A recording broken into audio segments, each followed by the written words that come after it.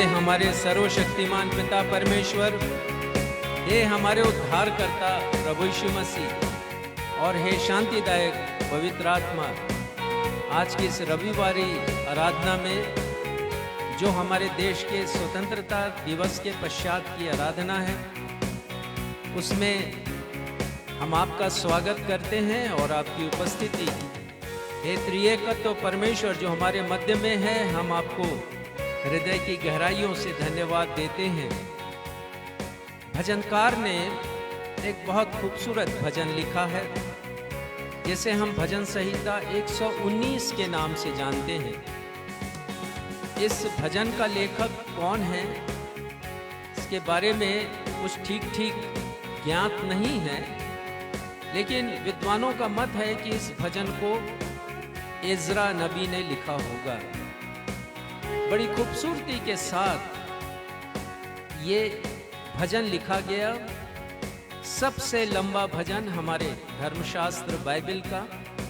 इसमें कुल मिलाकर 176 पद हैं और तारीफ की बात यह है, प्रशंसा की बात यह है कि 22 खंडों में 8 पदों के 22 हिस्सों में या खंड में इस भजन को लिखा गया है। कुल 176 पदों को 22 खंड में बांटा गया है। ये 22 खंड हिब्रू भाषा के वर्णमाला के अक्षरों से प्रारंभ होते हैं और खूबसूरती ये है इस भजन की कि हर एक खंड जो उस खंड का प्रमुख वर्णमाला है उससे आरंभ होता है। इस भजन में परमेश्वर के वचन की प्रशंसा की गई है कि परमेश्वर का वचन मनुष्य के जीवन के लिए, मनुष्य के जीवन की आज़ादी के लिए, उसकी आत्मिक आज़ादी के लिए कितना महत्वपूर्ण है। और भजनकार ने इस भजन को जब लिखा तो 3 ऐसे भजन हैं, 3 ऐसे पद हैं कहना चाहिए। पद संख्या 84, पद संख्या 121 और 122। ये 3 पदों में परमेश्वर का वचन उसके पर्यायवाची रूप में नहीं आया है।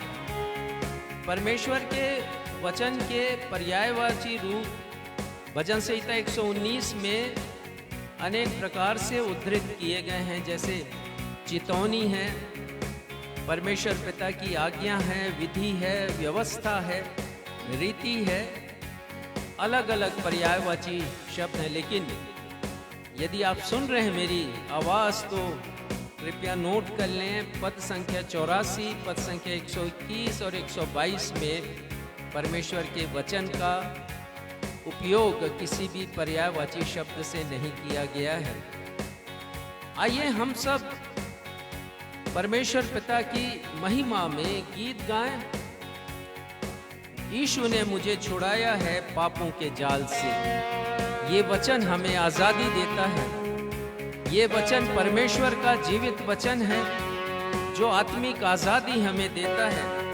और इसका उल्लेख भजनकार ने लिखा अपने भजन में, अपने दास पर अपने मुख का प्रकाश चमका और उसे मनुष्यों के अंधेर से छुड़ा ले।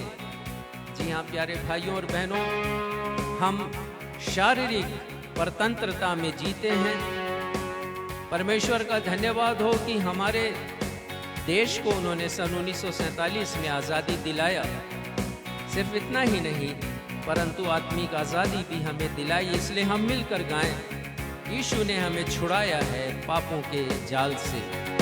यीशु ने हमें बचाया है शैतान की जाल से।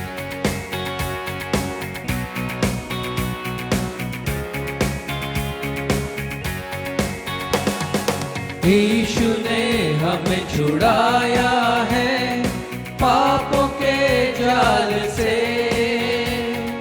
यीशु ने हमें बचाया है शैतान की चाल से।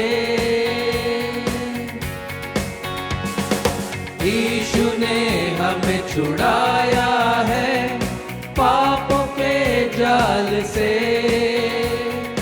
यीशु ने हमें बचाया शैतान की चाल से। तो गाओ हालेलुया, तो गाओ हालेलुया, तो गाओ हालेलुया, तो गाओ हालेलुया, तो गाओ हालेलुया, तो गाओ हालेलुया, तो गाओ हालेलुया, तो गाओ हालेलुया।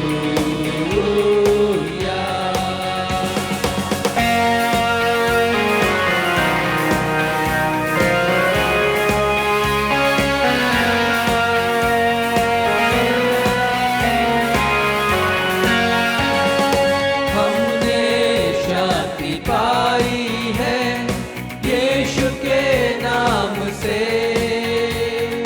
हमने पाई है क्षमा पाप और श्राप से।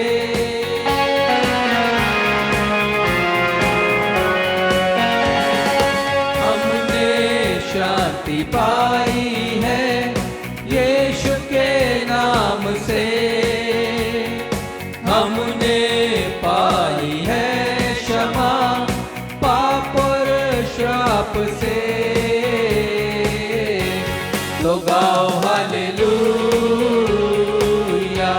तो गाओ हालेलुया, तो गाओ हालेलुया, तो गाओ हालेलुया, तो गाओ हालेलुया, तो गाओ हालेलुया, तो गाओ हालेलुया, तो गाओ हालेलुया।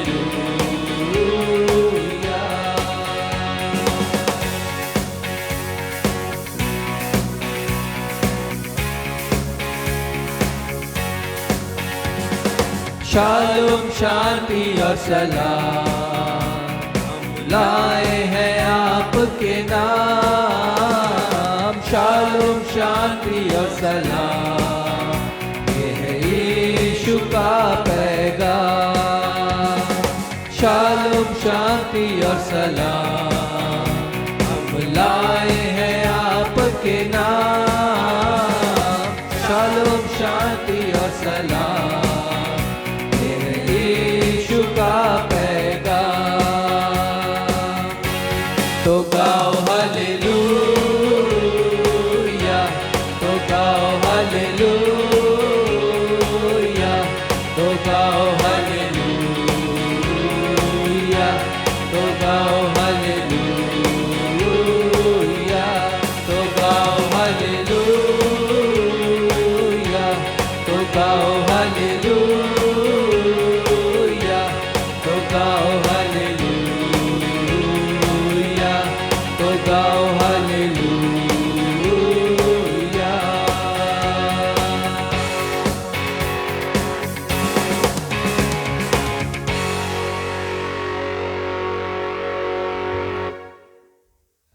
नवजीवन एवेंजलिकल चर्च की 397 ऑन एवं ऑफलाइन रविवारी आराधना में मैं आकांक्षा सक्षम मसीह आप समस्त प्रभु भक्तों का अपने उद्धारकर्ता प्रभु यीशु मसीह के अतुल्य नाम में स्वागत करती हूँ एवं आप सबों को जय यीशु, यीशु सहाय, शालोम, जय मसीह की और प्रेज द लॉर्ड कहती हूँ। Praise the Lord. प्रिय भाइयों एवं बहनों, कल ही हमने देश की आज़ादी का पर्व बड़े हर्ष, उमंग और उल्लास से परिपूर्ण होकर मनाया। 15 अगस्त हमारे राष्ट्र के गौरवपूर्ण इतिहास का महत्वपूर्ण दिन है।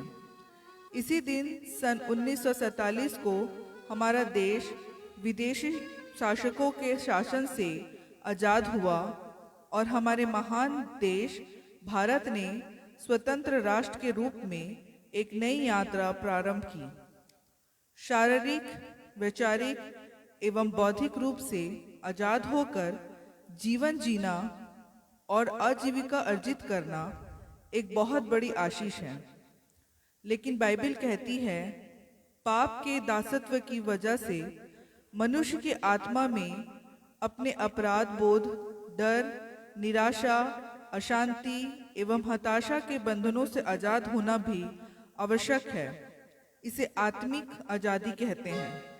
यह आजादी ही मनुष्य की स्वतंत्रता की सच्ची पूर्णता प्रदान करती है। आज हमारे पास्टर साहब इसी विषय पर संदेश प्रदान करेंगे, अतः आप संदेश को अवश्य सुनिएगा। आइए इस समय हम सब मिलकर देशभक्ति से परिपूर्ण एक गीत गाएं और गीत के शब्द हैं, हमारा हिंदुस्तान, हमारा प्यारा हिंदुस्तान।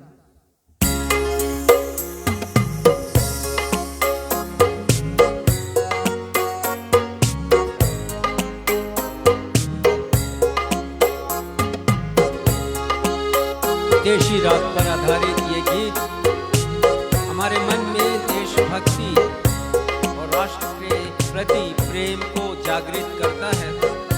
बहुत खूबसूरत गीत है। यदि आप जानते हैं इस गीत को तो आप भी हमारे साथ गुनगुनाइए।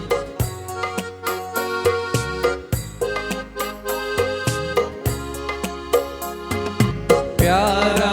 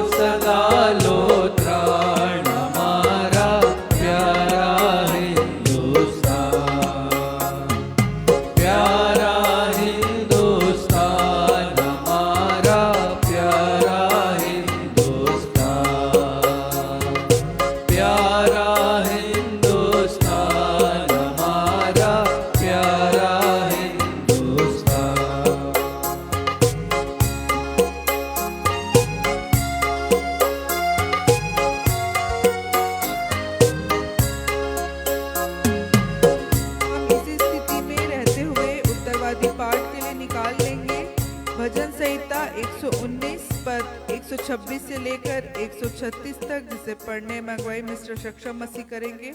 भजन संहिता 119 पद 126 से लेकर 136।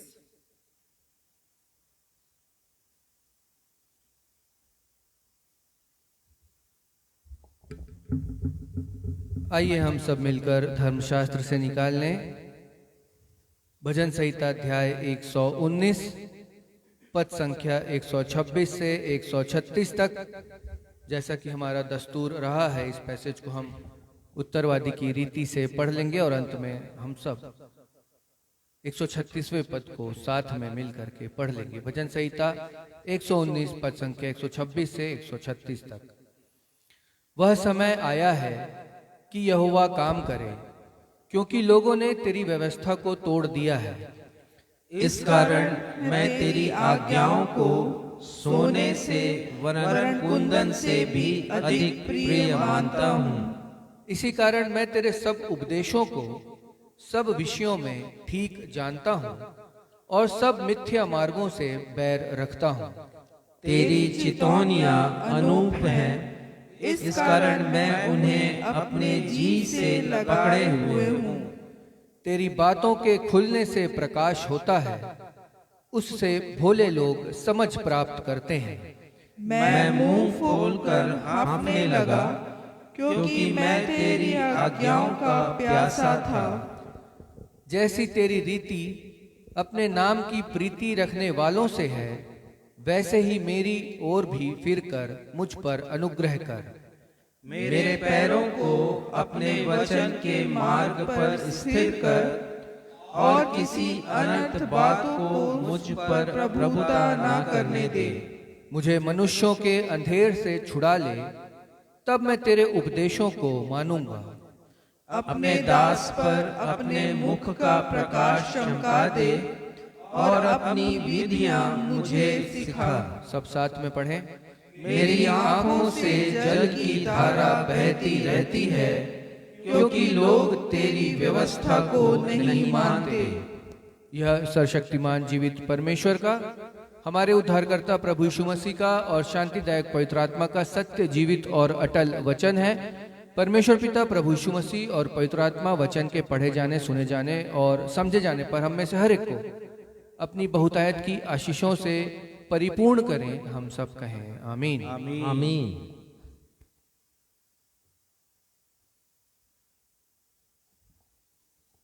अब हमारे पास्टर साहब का अवसर होगा जब वे हमें कलीसियाई सूचनाओं से अवगत कराएंगे। सूचनाओं के पश्चात वे हम सभी के लिए मध्यस्थता की प्रार्थना भी करेंगे। यदि आपके पास कोई प्रार्थना अनुरोध है तो उसे व्हाट्सएप, फेसबुक, मैसेंजर, यूट्यूब के कमेंट बॉक्स पर लिखकर हमें भेज दीजिए। हम आपके लिए प्रार्थना करें।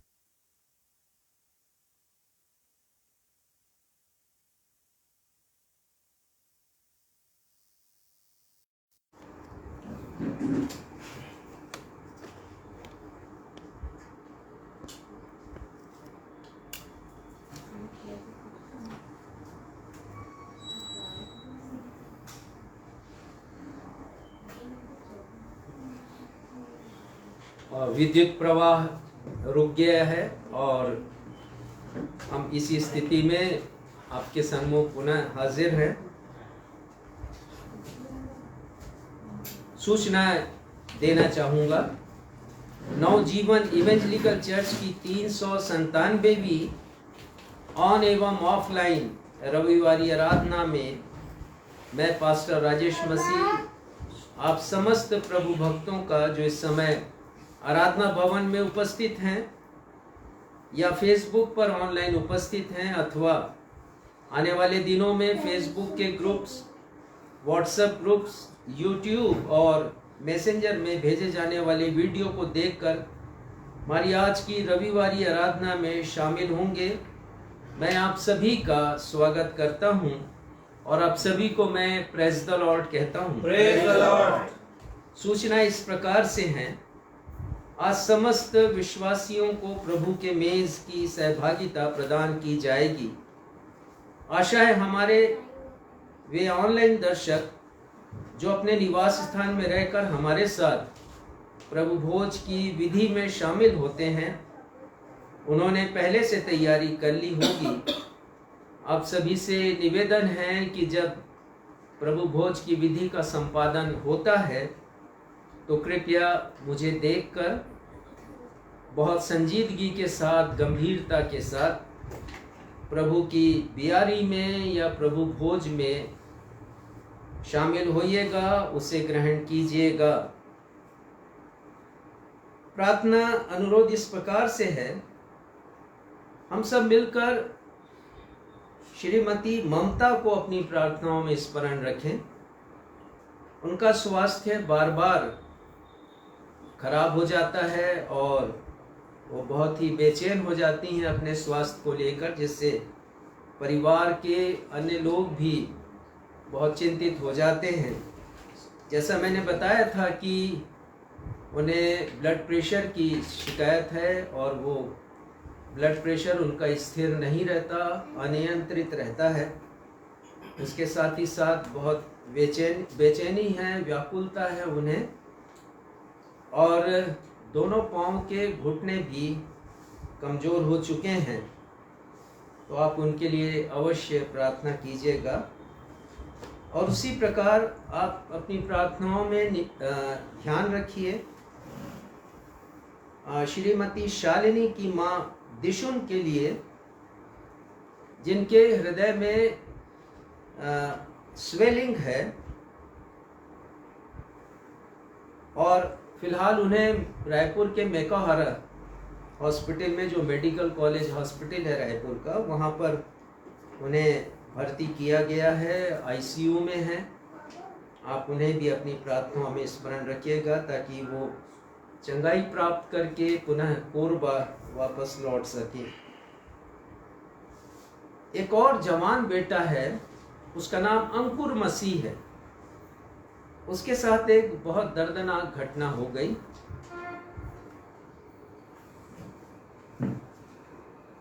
विद्युत व्यवस्था बहाल हो गई है और पुनः आपके सामने हाजिर होंगे।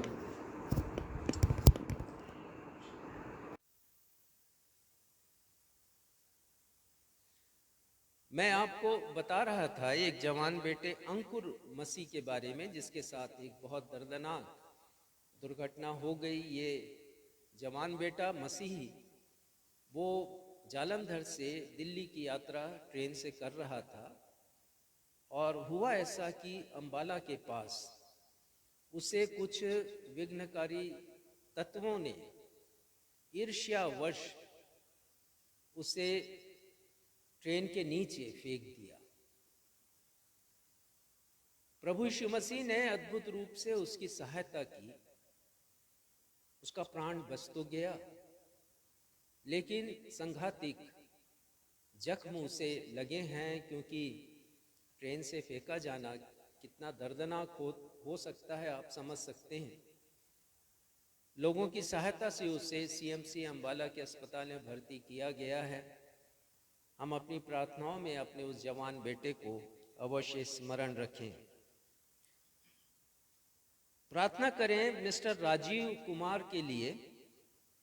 उन्हें उनके प्रोस्टेट ग्लैंड में शिकायत है और यूरिनरी ट्रैक्ट उनका काम नहीं कर रहा है, जाम हो गया है।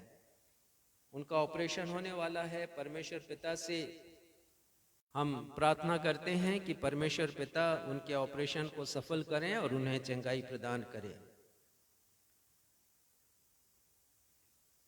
एक और प्रार्थना अनुरोध हमें ऑनलाइन मिला है और प्रार्थना भेजने वाली मिसेस अनीता हैं। उन्होंने अपने बेटे सुख चैन के लिए प्रार्थना निवेदन भेजते हुए कहा है कि प्रार्थना कीजिएगा कि उसका विवाह नवंबर तक हो जाए। तो हम परमेश्वर पिता से प्रार्थना करते हैं कि उसकी व्यवस्था, विवाह की जो भी व्यवस्था है वो नवंबर तक हो सके। उसी प्रकार मिस्टर आशय थॉमसन का विवाह भी अक्टूबर में है। परमेश्वर पिता से प्रार्थना है कि उनका विवाह भी आनंद, सुख और शांति के साथ हो सके। आशीषमय विवाह हो उनका और सारी ज़रूरतें जो परिवार की हैं वो पूरी हो सकें। रिश्ते में वो मेरे भांजे हैं। धन्यवाद का विषय इस प्रकार है।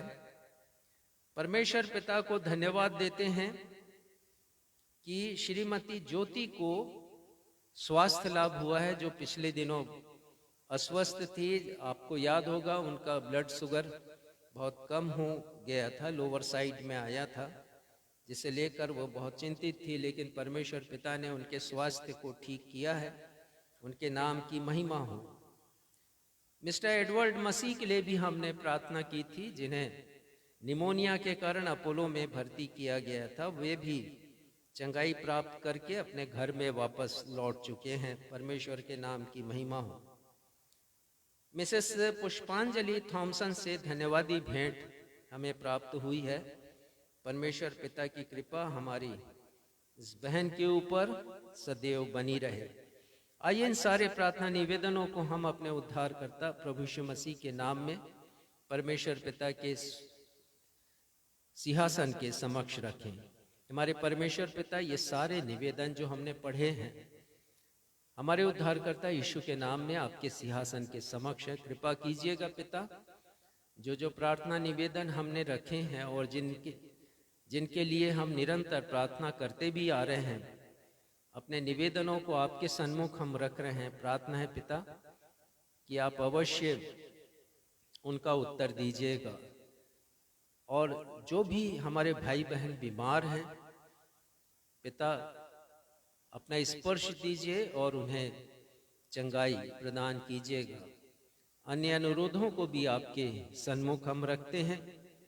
विशेष प्रार्थना है पिता कि हम आज जबकि अपने उद्धारकर्ता प्रभु यीशु मसीह के मेज की सहभागिता को प्राप्त करते हैं, हमारे लिए केवल औपचारिकता ना हो, परंतु हृदय की गहराइयों से हम अपने आप को जांचें, हम परखें पिता, आत्मा अवलोकन करें कि हम वो निर्धारित योग्यता रखते हैं या नहीं रखते, क्योंकि बिना योग्यता के हमारा प्रभु भोज लेना सार्थक नहीं है।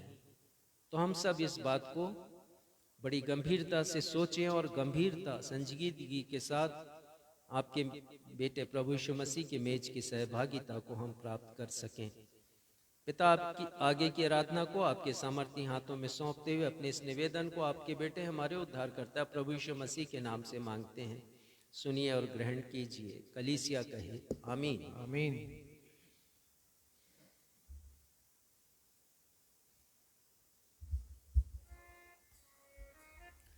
आइए हम सब विश्वासी जन अपने विश्वास को प्रकट करते हुए प्रभु भोज की विधि में शामिल हो और एक गीत गाकर अपने मन को प्रभु भोज के लिए तैयार करें।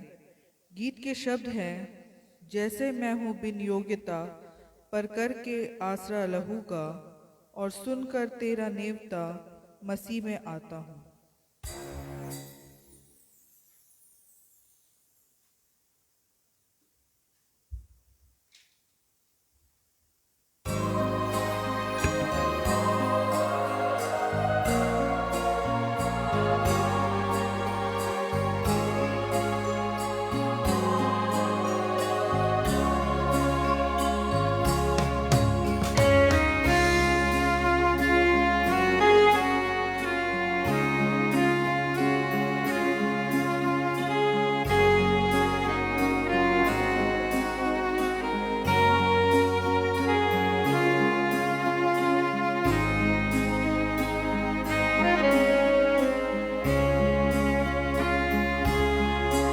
जैसा मैं हूँ बिन योग्यता, पर करके आसरा लहू का, और सुनकर तेरा नेवता मसीह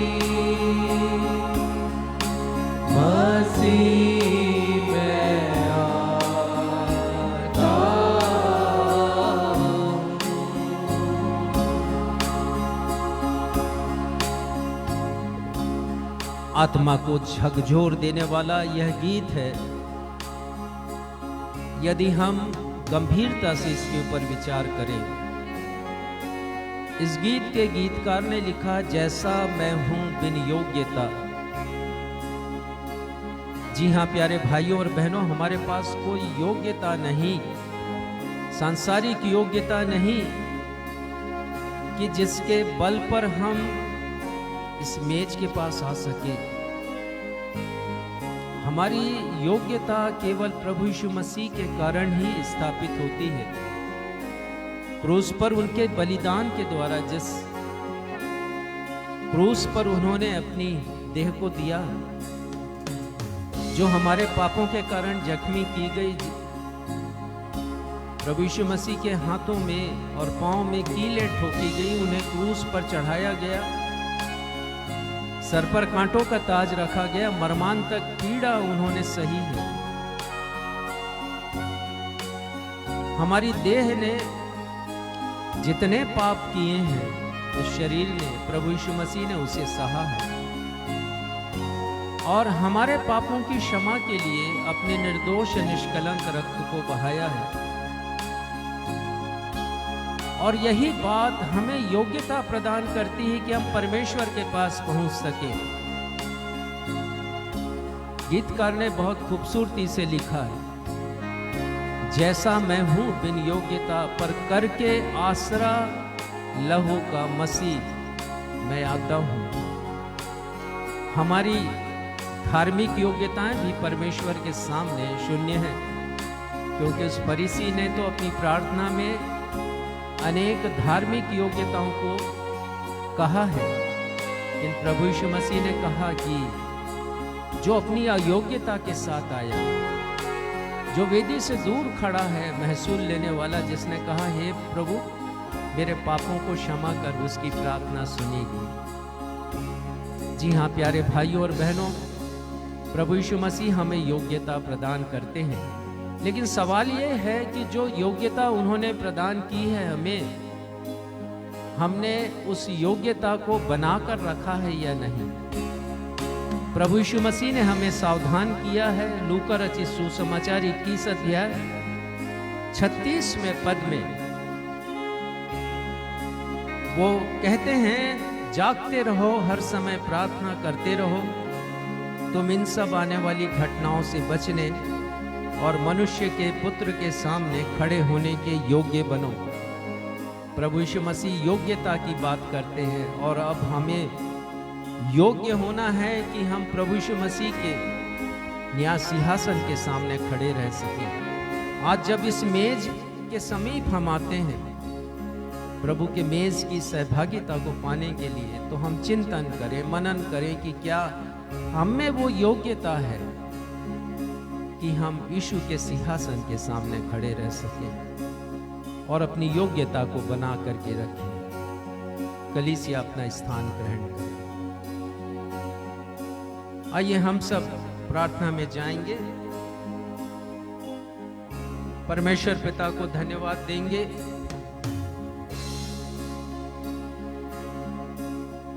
इस रोटी के लिए जो प्रतीकात्मक रूप में प्रभु यीशु मसीह की देह है, और इस दाखरस के लिए जो प्रतीकात्मक रूप में प्रभु यीशु मसीह का रक्त है। प्रार्थना करेंगे, धन्यवाद देंगे प्रभु यीशु मसीह को, जिन्होंने इस विधि की स्थापना की और हमसे कहा कि तुम जब भी आपस में मिलो मेरे स्मरण के लिए यही किया करो।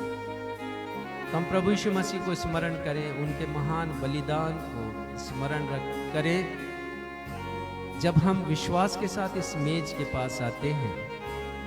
आइए परमेश्वर पिता को हम धन्यवाद दें। हे हमारे परमेश्वर पिता, हृदय की गहराइयों से हम आपको धन्यवाद देते हैं प्रभु यीशु मसीह के लिए। यदि प्रभु यीशु मसीह हमारी जिंदगी में नहीं आते तो आज हम इस मेज के पास भी नहीं आते।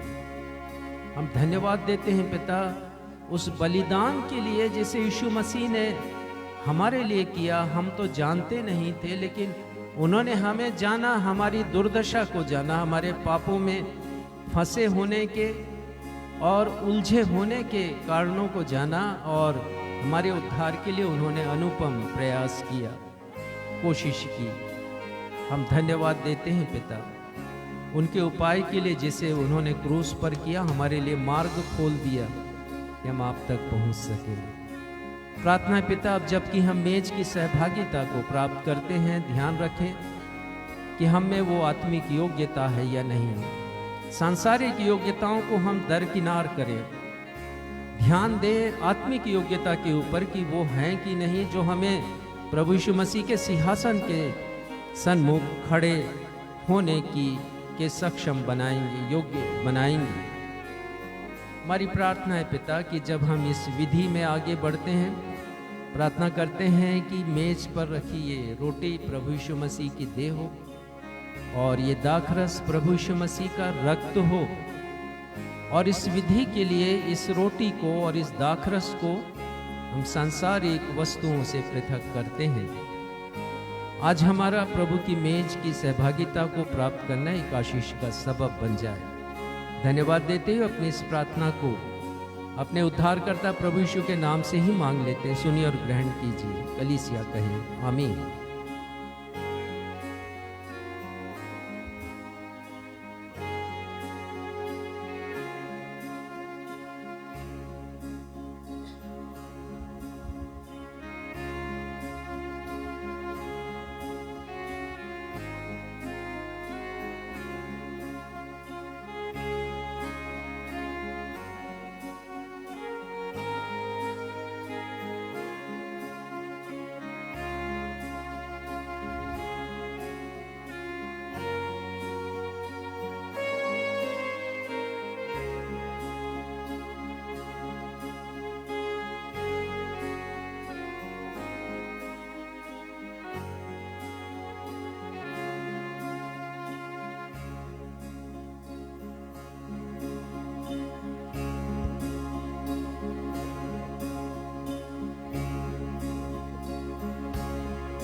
जैसा मैं हूँ निज पापों का, एक दाग ना दूर कर सकूंगा।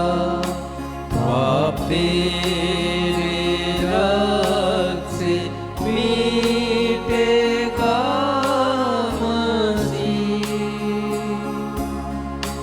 मसीह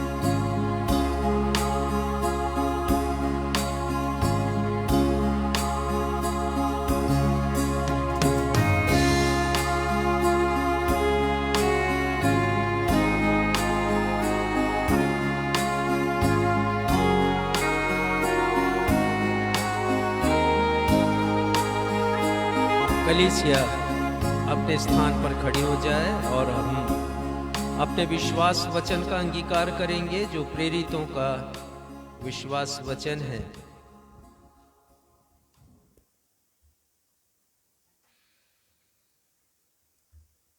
हम सब अंगीकार करें।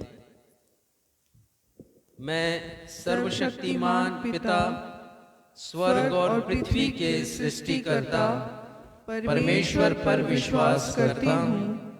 मैं उसके इकलौते पुत्र हमारे प्रभु यीशु मसीह पर विश्वास करता हूँ।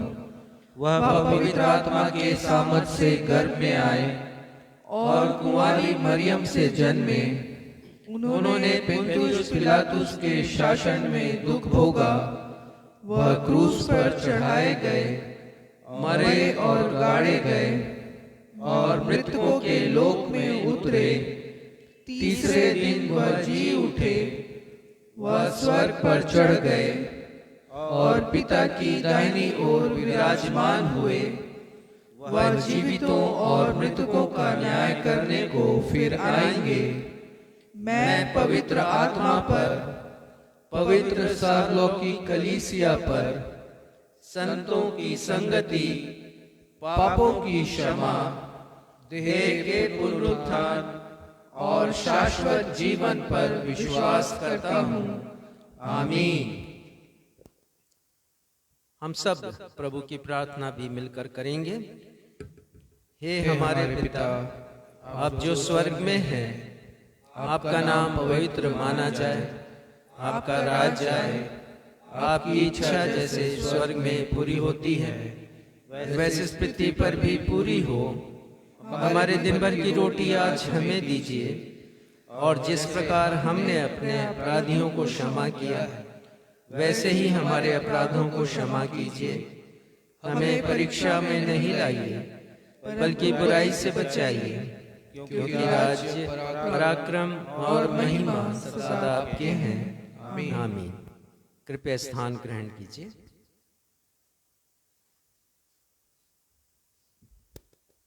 अब हम सब के लिए अवसर होगा जब हम परमेश्वर पिता के द्वारा दी गई बेशुमार आत्मिक एवं भौतिक आशीषों को स्मरण करते हुए अपनी अपनी भेंटों तथा धन्यवादी भेंटों को अर्पित करेंगे।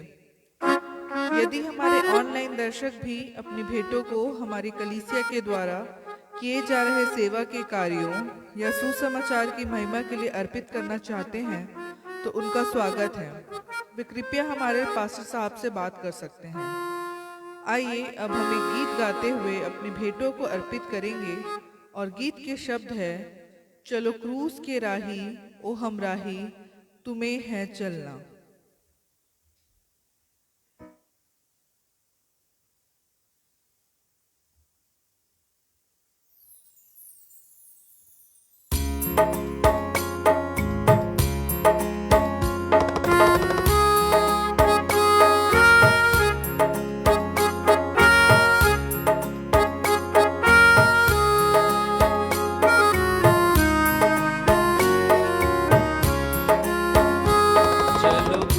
उसके राही ओ हम राही, तुम्हें है चलना। रुको अगर रोके तुम्हें पथ पे कोई झरना। है कठिन डगर चलो तुम मगर, है हजारों गम न करो फिकर। तेरी राह का कंटक बनेगा कंचन, ये एक दिन देखना। चलो क्रूस के राही ओ हम राही, तुम्हें है चलना।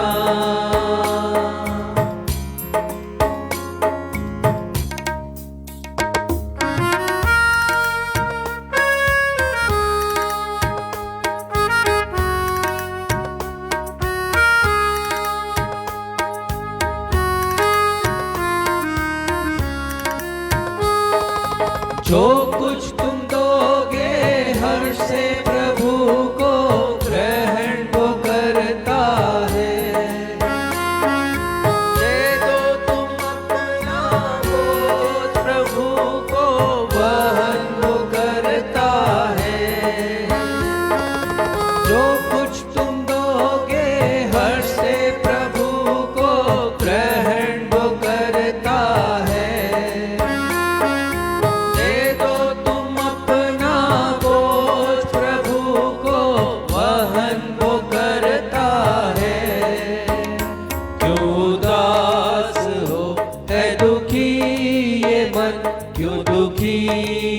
मन क्या थके चरण, चलो लेके मन में आस, रहे विश्वास की शुभ कामना।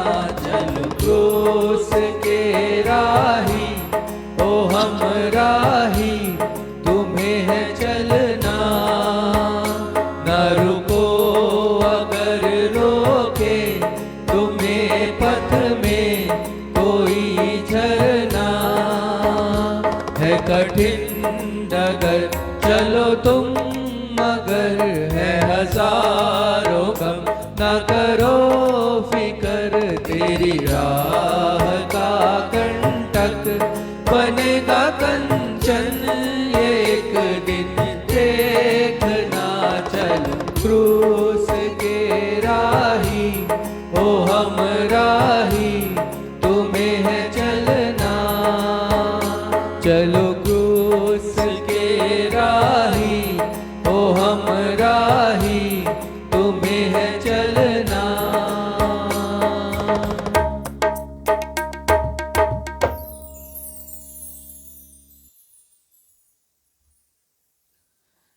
भेंटों के लिए धन्यवाद की प्रार्थना भाई बंटी सिद्धू करेंगे।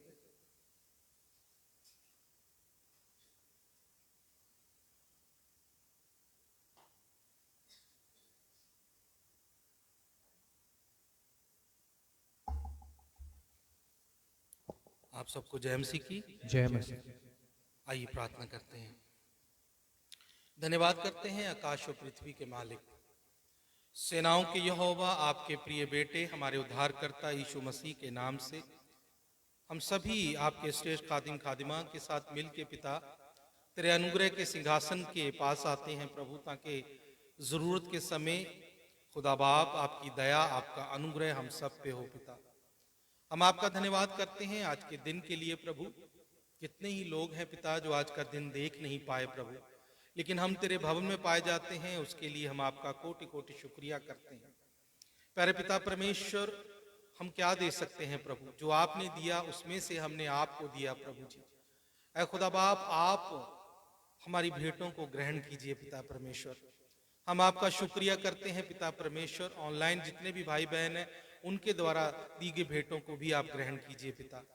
मैं आपका शुक्रिया करता हूं पिता परमेश्वर। प्यारे प्रभु जी, आज के इस पवित्र दिन के लिए मैं आपका धन्यवाद करता हूं, खास करके आपके पवित्र कलाम को जो पिता परमेश्वर आपके खादिम के द्वारा आज हम तक पहुंचने वाला है प्रभु, उसके लिए मैं आपका स्वागत करता हूं। आपके खादिम के बीच में से होके गुजरिए प्रभु। खुदा बाप, हालेलुया प्रभु। जुबान उनकी है, शब्द तेरे हैं पिता परमेश्वर। वो शब्द पिता हम सब के लिए छुटकारे का कारण है प्रभु। हम आपका धन्यवाद करते हैं। आप अपने खादिम, उनके परिवार पे बहुत बड़ी आशीष की देने जा रहे, उसके लिए हम आपका धन्यवाद करते हैं। खुदा बाप, आने वाले समय पिता परमेश्वर, खुदा बाप आप हमारे जीवन में गवाहियां बनाने जा रहे हैं, उसके लिए धन्यवाद करते हैं। प्यारे खुदा, दया कीजिए, सारी मान, महिमा, इज्जत, जलाल आपके नाम को मिले। इस प्रार्थना को यीशु मसीह के नाम से मांगते, सुने और कबूल करें। सब कहें आमीन। आमीन।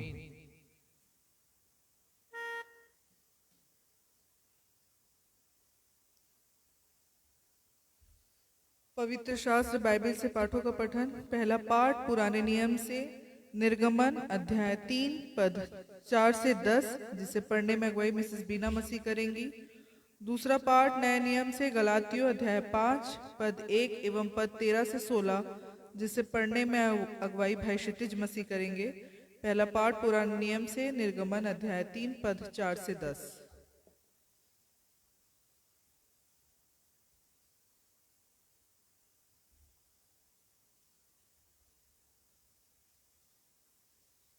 आप सबों को जय मसीह की।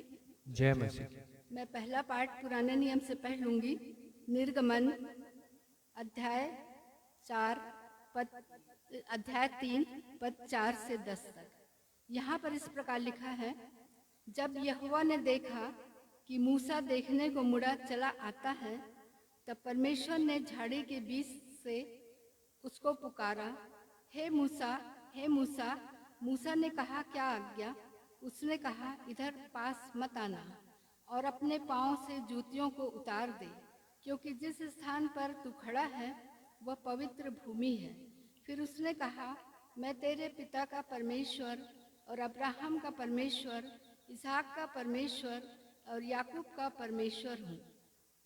तब मूसा ने, जो परमेश्वर की ओर देखने से डरता था, अपना मुंह ढांप लिया। फिर यहोवा ने कहा, मैंने अपनी प्रजा के लोग जो मिस्र में हैं, उनके दुख को निश्चय देखा है और उनकी जो चिल्लाहट परिश्रम कराने वालों के कारण होती है, उनको भी मैंने सुना है और उनकी पीड़ा पर मैंने चित्त लगाया है। इसलिए अब मैं उतर आया हूँ कि उन्हें मिस्रियों के वश से छुड़ाऊं और उस देश से निकालकर एक अच्छे और बड़े देश में, जिसमें दूध और मधु की धाराएं बहती हैं, अर्थात कनानी, हित्ती, एमोरी, परिज्जी, हिब्बी और यबूसी लोगों के स्थान में पहुंचाऊं। इसलिए अब सुन, इस्राएलियों की चिल्लाहट मुझे सुनाई पड़ी है और मिस्रियों का उन पर अंधेर करना भी मुझे दिखाई पड़ा है। इसलिए आ, मैं तुझे फिरौन के पास भेजता हूँ कि तू मेरी इस्राएली प्रजा को मिस्र से निकाल ले आए। यह परमेश्वर का जीवित सत्य वचन है। परमेश्वर इसके पढ़े सुने जाने पर हम सबों को आशीष प्रदान करे। हम सब कहें आमीन। आमीन।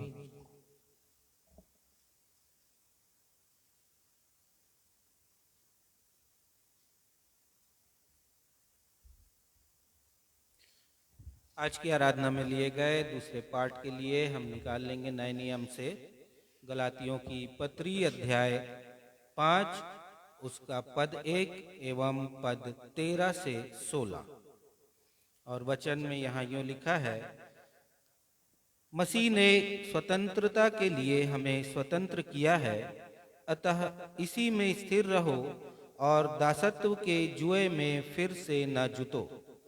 हे भाइयों, तुम स्वतंत्र होने के लिए बुलाए गए हो, परंतु ऐसा न हो कि यह स्वतंत्रता शारीरिक कामों के लिए अवसर बने, वरन प्रेम से एक दूसरे के दास बनो, क्योंकि सारी व्यवस्था इस एक ही बात में पूरी हो जाती है कि तू अपने पड़ोसी से अपने समान प्रेम रख। पर यदि तुम एक दूसरे को दांत से काटते और फाड़ खाते हो, तो चौकस रहो कि एक दूसरे का सत्यानाश न कर दो। यह जीवित परमेश्वर का जीवित वचन है। परमेश्वर पिता इसके पढ़े सुने और समझे जाने में हम में से हर एक की अगुवाई करें। हम सब कहें आमीन। आमीन।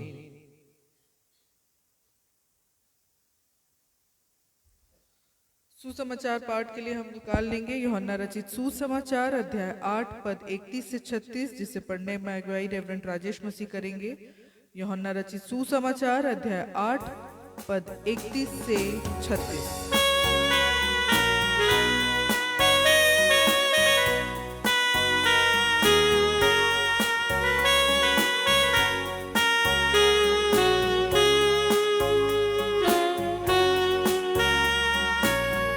आज का सुसमाचार का पाठ यूहन्ना रचित सुसमाचार उसका 8वां अध्याय, उसकी पद संख्या 31 से लेके पद संख्या 36 तक, फ्रॉम वर्स 31 टू 36। यहाँ इस प्रकार लिखा है, तब यीशु ने उन यहूदियों से जिन्होंने उसकी प्रतीति की थी कहा, यदि तुम मेरे वचन में बने रहोगे तो सचमुच मेरे चेले ठहरोगे और सत्य को जानोगे और सत्य तुम्हें स्वतंत्र करेगा। उन्होंने उसको उत्तर दिया कि हम तो अब्राहम के वंश से हैं और कभी किसी के दास नहीं हुए, फिर तू कैसे कहता है कि तुम स्वतंत्र हो जाओगे? यीशु ने उन्हें उत्तर दिया कि मैं तुमसे सच सच कहता हूं कि जो कोई पाप करता है वह पाप का दास है, और दास सदा घर में नहीं रहता, पुत्र सदा रहता है। सो यदि पुत्र तुम्हें स्वतंत्र करेगा तो सचमुच तुम स्वतंत्र हो जाओगे। मैं जानता हूं कि तुम अब्राहम के वंश से हो, तो भी मेरा वचन तुम्हारे हृदय में जगह नहीं पाता, इसलिए तुम मुझे मार डालना चाहते हो। ये प्रभु यीशु ख्रिस्ट का सुसमाचार है। हे प्रभु यीशु ख्रिस्ट, आपके नाम की महिमा हो। कलीसिया कहे आमीन।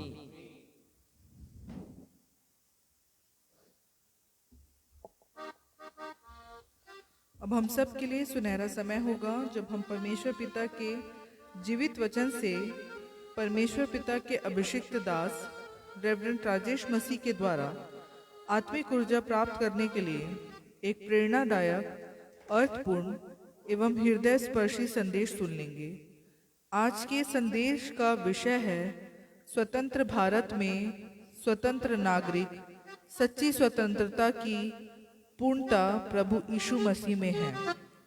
लेकिन इसके पहले कि हम आज का संदेश सुने, आज के संदेश से ताल्लुक रखता हुआ एक गीत गाएं और गीत के शब्द है, मेरे भारत पर दया करना सृष्टि के सृजनहार, कोई नहीं बचाने वाला तुम बिन तारणहार।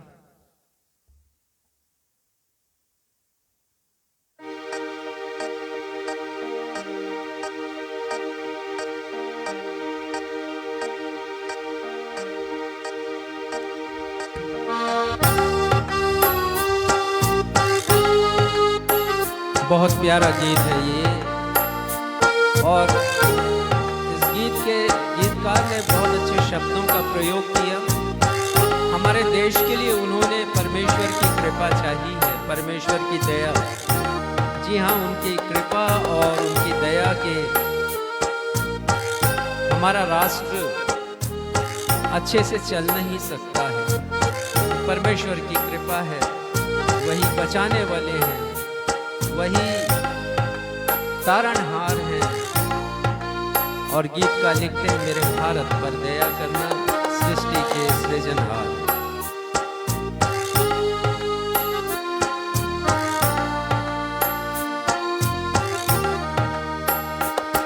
मेरे भारत पर दया करना सृष्टि के सृजनहार।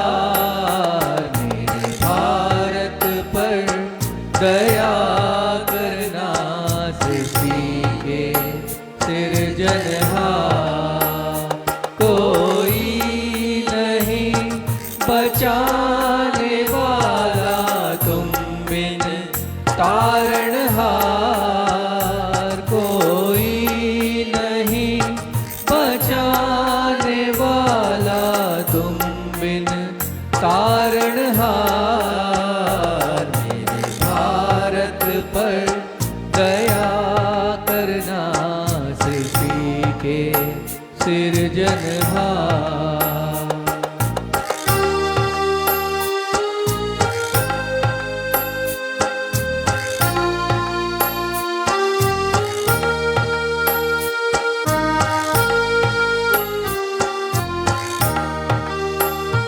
तोड़ दे नफरत की दीवार को,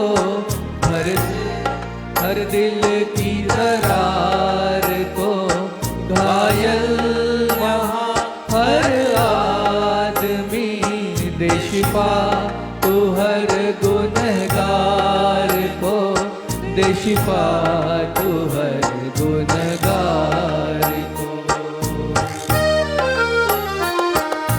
भारत की दया सुनना यही है हमारी पुकार। मेरे भारत पर दया करना सृष्टि के सृजनहार।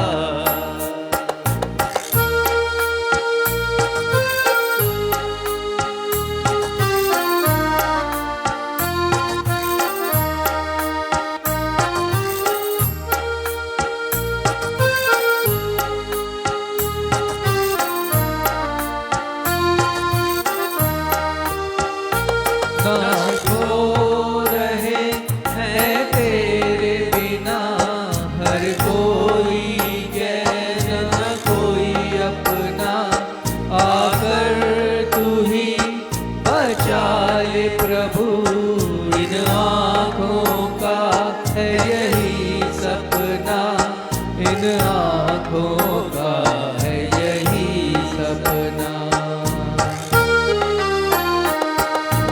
भारत की रक्षा करना ईशु तू की है उद्धार। मेरे भारत पर दया करना सृष्टि के सृजनहार।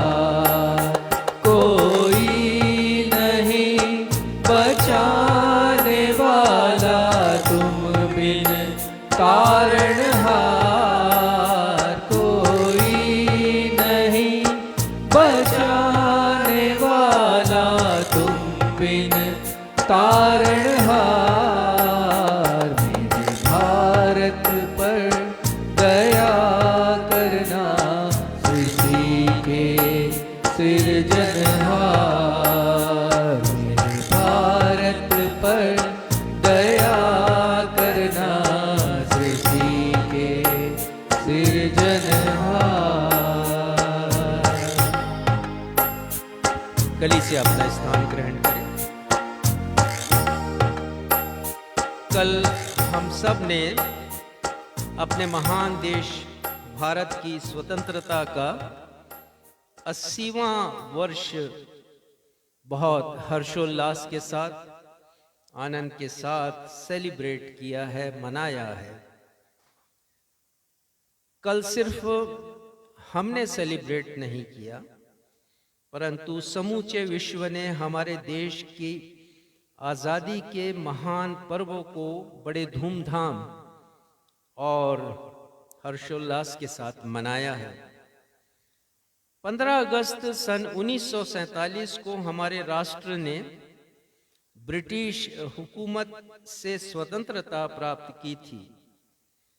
इसलिए आज का यह गौरवशाली दिन विश्व पटल एवं इतिहास के पृष्ठ पर एक नए राष्ट्र के उदय एवं नए दिन के सुनहरे आरंभ को स्मरण कराता है। तो ये गौरवशाली दिन था जिसे कल हमने सेलिब्रेट किया और आज भी हम उसी मूड में हैं, सेलिब्रेशन के मूड में हैं, क्योंकि हमारे देश का स्वतंत्रता दिवस का समय है और आज दूसरा दिन है।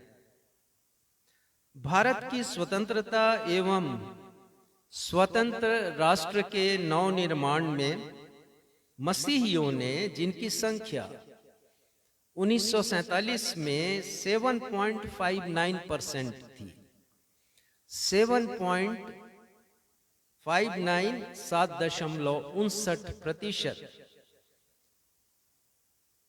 उस समय मसीहियों ने, चाहे आजादी की बात हो या राष्ट्र निर्माण की बात हो, महत्वपूर्ण भूमिका निभाई थी। एक रिपोर्ट के अनुसार वर्ष 2021 में मसीहियों की संख्या घट गई। मसीहियों की संख्या 7.59% से गिरकर केवल 2.3% ही रह गई है। 2011 की जनगणना अर्थात सेंसस के अनुसार हमारे प्रदेश छत्तीसगढ़ की जनसंख्या 2,55,00,000 थी सन 2011 में, और मसीहियों की जनसंख्या केवल 1.97%। बहुत कम हमारे प्रदेश में मसीही लोग हैं। और ये मैं नहीं कह रहा हूं, ये आंकड़े कह रहे हैं जो गवर्नमेंट ने लिए हैं जनगणना में। अर्थात केवल 5 लाख मसीही थे 2011 की जनसंख्या के अनुसार। हमारा धर्मशास्त्र बाइबिल हमें सच्चा देशभक्त होने का पाठ पढ़ाता है। कुछ संदर्भों की चर्चा आपसे करूंगा और कुछ संदर्भ भी हम पढ़ेंगे भी। यिर्मयाह 29 अध्याय और उसका 7वां पद, यहां पर परमेश्वर पिता का संदेश है यिर्मयाह के लिए और उनके माध्यम से हम सभी के लिए। परमेश्वर पिता ने कहा वहां पर कि जिस नगर या देश में मैंने तुम्हें रखा है उसकी कुशलता का यत्न करो। तो हमारी ये भूमिका होनी चाहिए, हमारी जवाबदारी होना चाहिए, देश के प्रति कर्तव्य परायणता और निष्ठा होनी चाहिए कि हम अपने देश की कुशलता का प्रबंध करें, प्रयत्न करें। ये कहीं और की बात नहीं, परमेश्वर के वचन से ही मैं आपसे बातें कर रहा हूं। इंग्लिश में है, seek the peace and prosperity of the city और nation in which God has kept you. परमेश्वर ने आपको जिस देश में रखा है, जिस स्थान पर रखा है, उसकी शांति के लिए प्रयत्न करो, उसकी समृद्धि के लिए प्रयत्न करो। और आगे परमेश्वर पिता ने कहा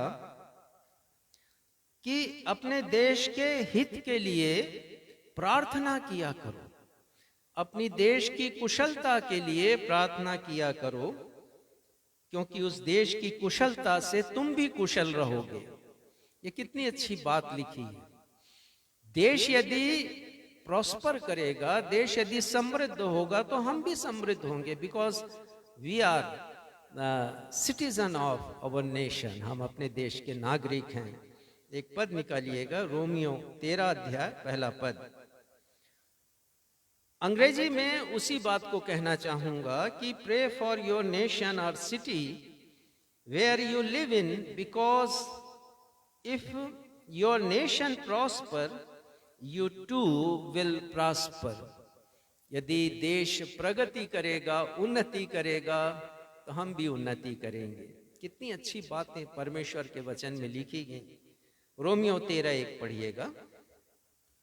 हर एक व्यक्ति प्रधान अधिकारियों के अधीन रहे, क्योंकि कोई अधिकार ऐसा नहीं जो परमेश्वर की ओर से न हो। देखिए, हमें आदेश है, ये परमेश्वर के वचन का की एक आज्ञा है कि हर एक अधिकार परमेश्वर की ओर से ही दिए जाते हैं, और लिखा कि हम उसकी अधीनता में रहें।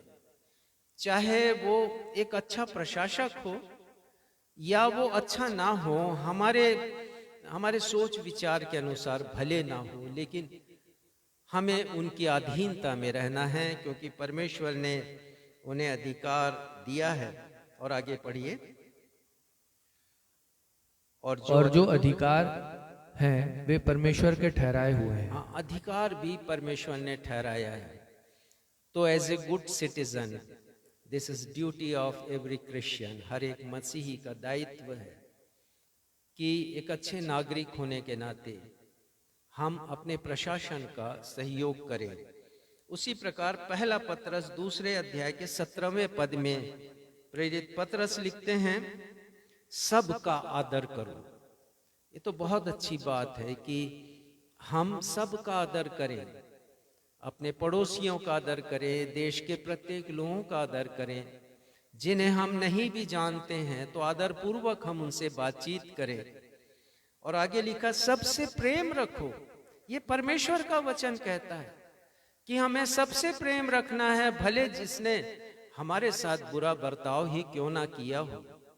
प्रभु यीशु मसीह का कथन है कि तुम्हारा परमेश्वर सबके ऊपर सूर्य उदय करता है, चाहे वो अच्छे हों या बुरे हों। परमेश्वर भेदभाव नहीं करते। तो ये हमारा भी काम है कि हम सबसे प्रेम रखें, भेदभाव पक्षपात ना करें। और वो कहते हैं परमेश्वर के भय में जीवन व्यतीत करो और अधिकारियों का सम्मान करो। तो हम ऐसा ही करें, क्योंकि हमारे प्रभु यीशु मसीह ने बहुत श्रेष्ठ उदाहरण दिया है। जब पिलातुस गवर्नर की अदालत में उनके जीवन और मृत्यु का फैसला हो रहा था, उनके ऊपर गंभीर आरोप लगाए गए थे देशद्रोह के, और प्रभु यीशु मसीह खड़े हैं एक मुलजिम के समान, अपराधी के समान, अपराधी के कटघरे में खड़े हैं। और इसी समय पिलातुस प्रभु यीशु मसीह से कहते हैं, आप पढ़ सकते हैं यूहन्ना 19:10 और 11 पद।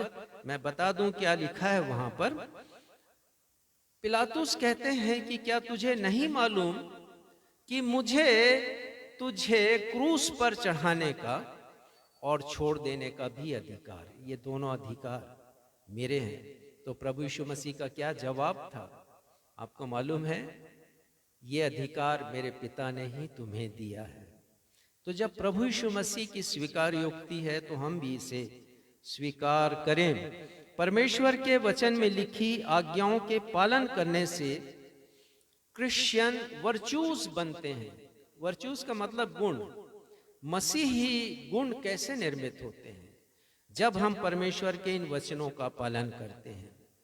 और क्रिश्चियन वैल्यूज भी उत्पन्न होते हैं, अर्थात हमारे मसीही मूल्य हैं। मूल्य क्या है? हम सबसे प्रेम रखें, हम सबका हित चाहें, कुशलता चाहें। ये हमारे क्रिश्चियन वैल्यूज मूल्य होने चाहिए। एक थियोलॉजियन, प्रसिद्ध मसीही जगत के विद्वान, उनका नाम जॉन पाइपर, उन्होंने बहुत अच्छी बात कही। उन्होंने कहा यदि कोई जन प्रभु यीशु मसीह का है तो वह उस राष्ट्र का भी है जिसमें वह रहता है। मैं फिर से कहूंगा, यदि कोई जन प्रभु यीशु का है, यदि हम डिक्लेयर करते हैं, घोषणा करते हैं कि आई बिलोंग टू जीसस, मैं यीशु का हूं, तो वो कहते हैं कि वह उस राष्ट्र का भी है जिसमें वह रहता है। तो यदि हम कहें कि आई बिलोंग टू जीसस, तो हम अपने देश के भी हैं। देश के प्रति समर्पण की बात उन्होंने कही जिसमें हम रहते हैं। इसलिए मसीहियों ने सच्चे देशभक्त बनकर भारत की समृद्धि, शांति और सुरक्षा में महत्वपूर्ण भूमिका अदा की है। हम सब कहें जय मसीह की। जय मसीह। ये प्रशंसा की बात है। मसीहियों का बहुत बड़ा योगदान, भले उसको नकार दिया जाता है, भले उसको नजरअंदाज किया जाता है, लेकिन कोई इससे इनकार नहीं कर सकता कि जो सेवा के कार्य मसीहियों ने किए हैं देश के लोगों के लिए, वो अतुलनीय है, वो अकथनीय है। बाकी तो सिर्फ बातें होती हैं सेवा की, लेकिन असली सेवा मसीहियों ने की है। बिना किसी स्वार्थ के, बिना किसी लाभ पाने के वो सेवा उन्होंने की है, और ये सेवा निरंतर जारी है। अमेरिका के पूर्व राष्ट्रपति, उनका भी एक संबोधन मैं पढ़ करके सुनाऊंगा। उनका नाम थॉमस जेफरसन। उन्होंने कहा, एक मसीही किसी भी राष्ट्र का सर्वोत्कृष्ट मित्र होता है। We are friend to our nation.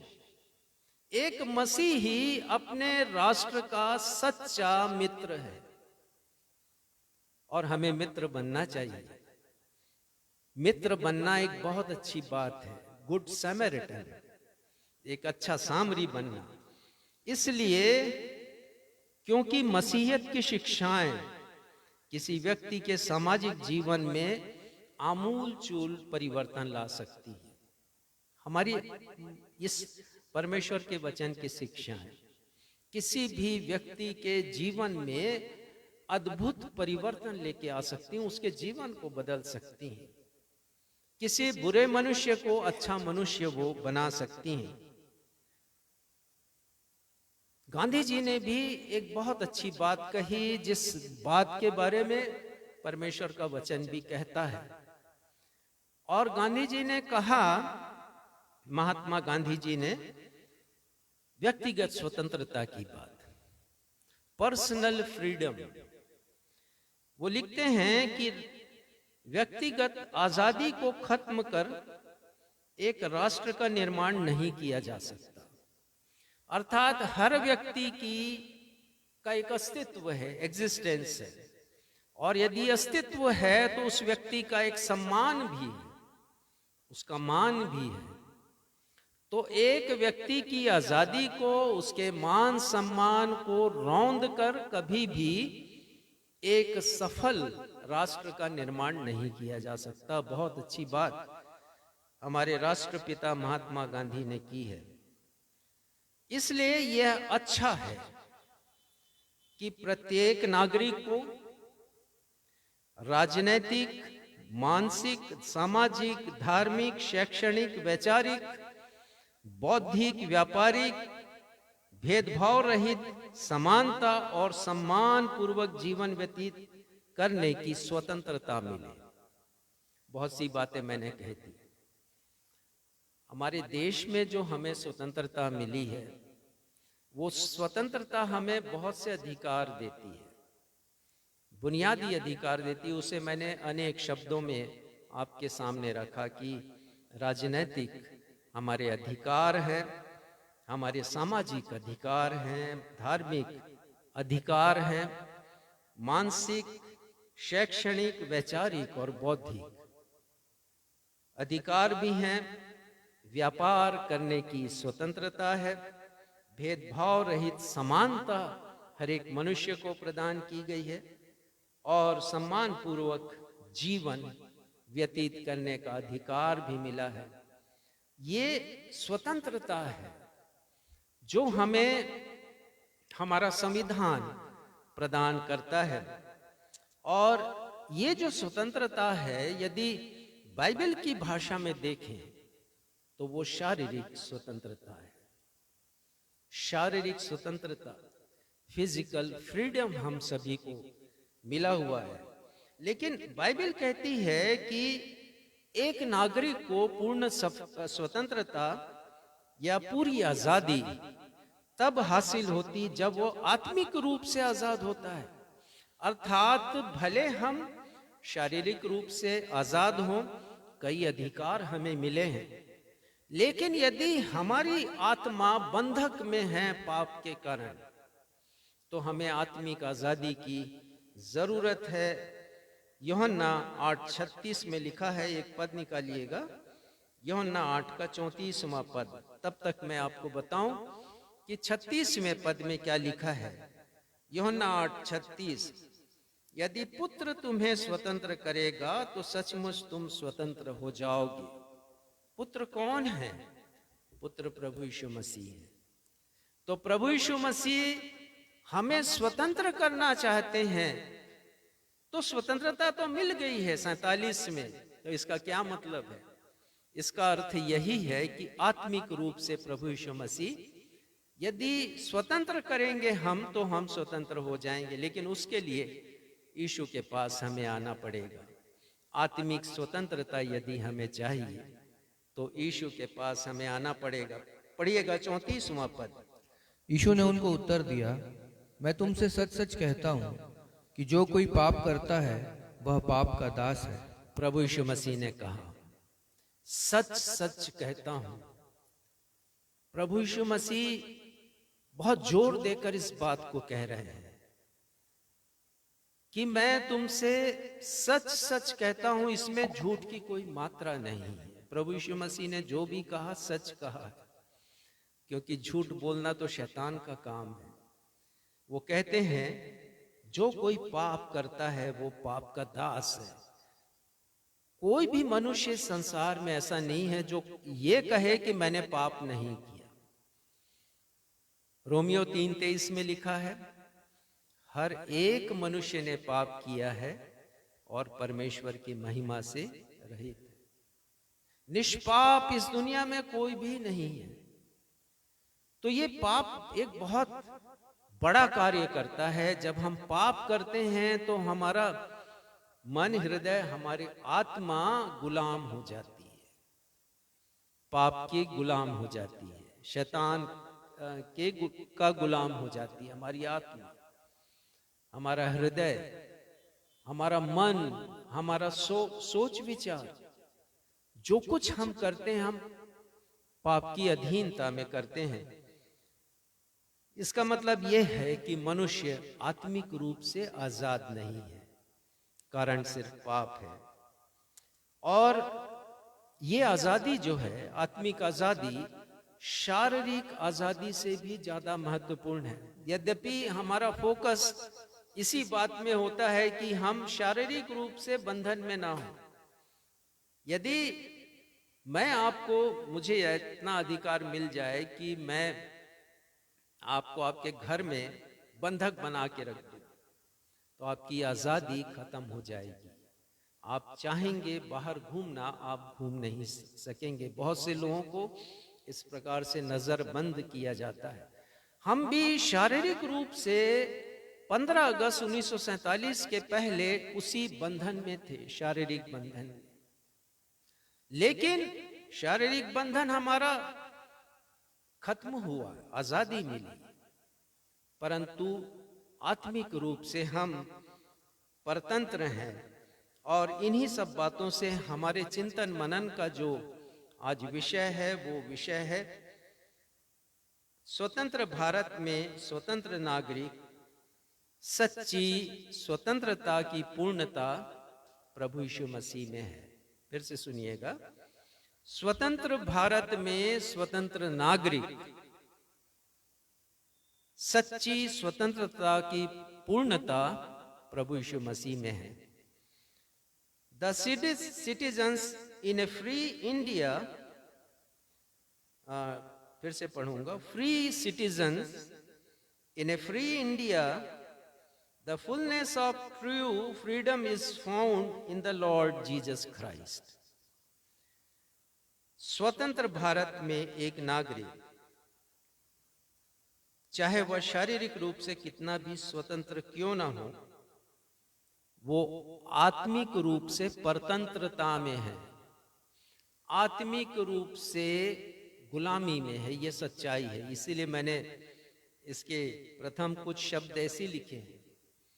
हम जरूर कहते हैं कि हम स्वतंत्र भारत के आजाद नागरिक हैं, पर किस सेंस में है? हम शारीरिक रूप से आजाद हैं, लेकिन परमेश्वर के वचन के अनुसार आत्मिक रूप से पाप के बंधन में फंसे हुए हैं। और कह सकते हैं कि हम संपूर्ण रूप से आजाद नहीं है। मतलब जो टोटल फ्रीडम होना चाहिए, कंप्लीट फ्रीडम होना चाहिए, वो मनुष्य के पास नहीं है, बिकॉज ऑफ हिज सिन, उसके पाप के कारण। शारीरिक स्वतंत्रता हमें स्वतंत्रता के शूरवीरों से मिली है। जो शारीरिक स्वतंत्रता है वो हमें कैसे हासिल हुई है? हमारे स्वतंत्रता सेनानियों के द्वारा। वो शूरवीर थे, वो पीछे नहीं हटे, लगातार उन्होंने संघर्ष किया स्वतंत्रता के लिए, और हमें तब जाके स्वतंत्रता मिली, जिसके लिए उन्हें कुर्बानी भी देनी पड़ी। और आत्मिक स्वतंत्रता हमें कैसे मिली है? ये प्रभु यीशु मसीह के द्वारा मिली है। उन्हें भी अपना बलिदान करना पड़ा, अपने आप को क्रूस पर प्रभु यीशु मसीह को देना पड़ा। तो इसीलिए मैं कह रहा हूं कि हम शारीरिक रूप से भले स्वतंत्र हो जाएं, लेकिन आत्मिक रूप से हमें, यदि स्वतंत्र नहीं है तो स्वतंत्र होना, आजाद होना जरूरी है। 4 बिंदुओं के द्वारा आज के विषय को हम समझेंगे। पहली बात, आप काफी देर से सुन रहे हैं शारीरिक स्वतंत्रता और आत्मिक स्वतंत्रता। मैं आपको बताना चाहता हूं इन दोनों में फर्क क्या है। 4 बिंदुओं के द्वारा मैं आपको बताऊंगा, और हम कुछ पदों को भी देखेंगे। अभी आप यूहन्ना रचित सुसमाचार पर आ जाएं, 8वें अध्याय में। पहली बात जो मैं बताऊंगा आपको वो ये है कि शारीरिक परतंत्रता या शारीरिक गुलामी हमें बाहरी बंधन से आजाद करती है। इसका क्या मतलब है? कि हम गुलाम थे। किसके गुलाम थे? ब्रिटिश हुकूमत के। तो वो बाहरी ताकत थी, किसी और देश की ताकत थी, जिसने बलपूर्वक हम पर शासन किया। हम उनके बंधन में थे। ये है शारीरिक परतंत्रता। लेकिन आत्मिक परतंत्रता, आत्मिक गुलामी हमें आंतरिक बंधन से आजाद करती। आंतरिक बंधन क्या है? आंतरिक बंधन हम किसकी बेड़ियों में जकड़े रहते हैं? जब हम पाप करते हैं तो शैतान की बेड़ियों से जकड़े रहते हैं। इसीलिए अभी हमने गाया ना वो गीत शुरू में, यीशु ने हमें छुड़ाया है पापों के जाल से, यीशु ने हमें बचाया है शैतान की चाल से। ये है आत्मिक गुलामी, आत्मिक परतंत्रता। उससे आजादी हमें कैसे मिलती है? जब हम आंतरिक बंधन से, यानी आत्मा में जो बंधन आ जाता है हमारा, उससे आजाद होते हैं।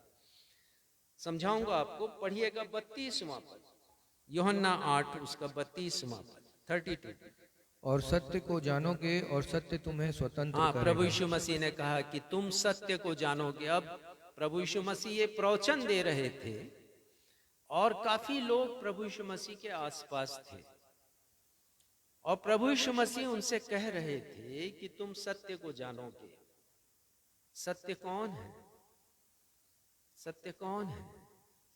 यीशु मसीह, जिन्होंने ये दावा किया, ये क्लेम किया कि मैं सत्य हूं, आई एम ट्रुथ, मैं सत्य हूं। और यीशु कह रहे हैं कि तुम मुझे जब जानोगे तब तुम उस गुलामी से, गुलामी के बंधन से आजाद हो जाओगे। ये प्रभु यीशु मसीह का कथन था उन लोगों से जो उनके आसपास खड़े थे, यद्यपि आज वो हमसे कह रहे हैं। तो जब प्रभु यीशु मसीह ने उनसे कहा तो वो क्या कहते हैं? यहूदी लोग, 33वां पद पढ़िएगा। उन्होंने उसको उत्तर दिया कि हम तो इब्राहिम के वंश से हैं और कभी किसी के दास नहीं हुए, फिर तू क्यों कर कहता है कि तुम स्वतंत्र हो जाओगे? हाँ, अब ये लोग के मन में एक गांठ बंधी हुई थी। वो गांठ कौन सी थी? अब्राहम की, कि हम अब्राहम के वंश के हैं, हमें स्वतंत्रता की क्या जरूरत? हम तो कभी किसी के दास नहीं हुए, किसी की गुलामी में नहीं हुए। तो उनका ध्यान कहां पर था? शारीरिक बंधन पर यीशु मसीह क्या कह रहे हैं? आत्मिक बंधन को तोड़ने की बात कह रहे हैं, आत्मिक बेड़ियों को तोड़ने की बात कर रहे हैं। लेकिन ये क्या बोल रहे हैं कि हमें तो कोई मतलब नहीं, आप जो कह रहे हैं उससे हमारा कोई वास्ता नहीं, क्योंकि हम तो अब्राहम के वंश के हैं। इसके द्वारा मैं आपको समझाना चाहता हूं कि बहुत से लोग आज भी, हमारे मसीही लोग, वो सोचते हैं कि हमें आत्मिक आजादी की जरूरत क्या है? हमारे तो मामा पापा, उनके माँ पापा, उनके माँ पापा, कई हमारे जो पूर्वज हैं वो मसीही हैं, हमें क्या जरूरत है? लेकिन यीशु कहना चाहते हैं कि तुम्हें जरूरत है आत्मिक आजादी की। चिपके मत रहो शारीरिक स्वतंत्रता से। 39 पढ़िएगा, वर्ष 39वां इसी अध्याय का। उन्होंने उनको उत्तर दिया कि हमारा पिता तो इब्राहिम है।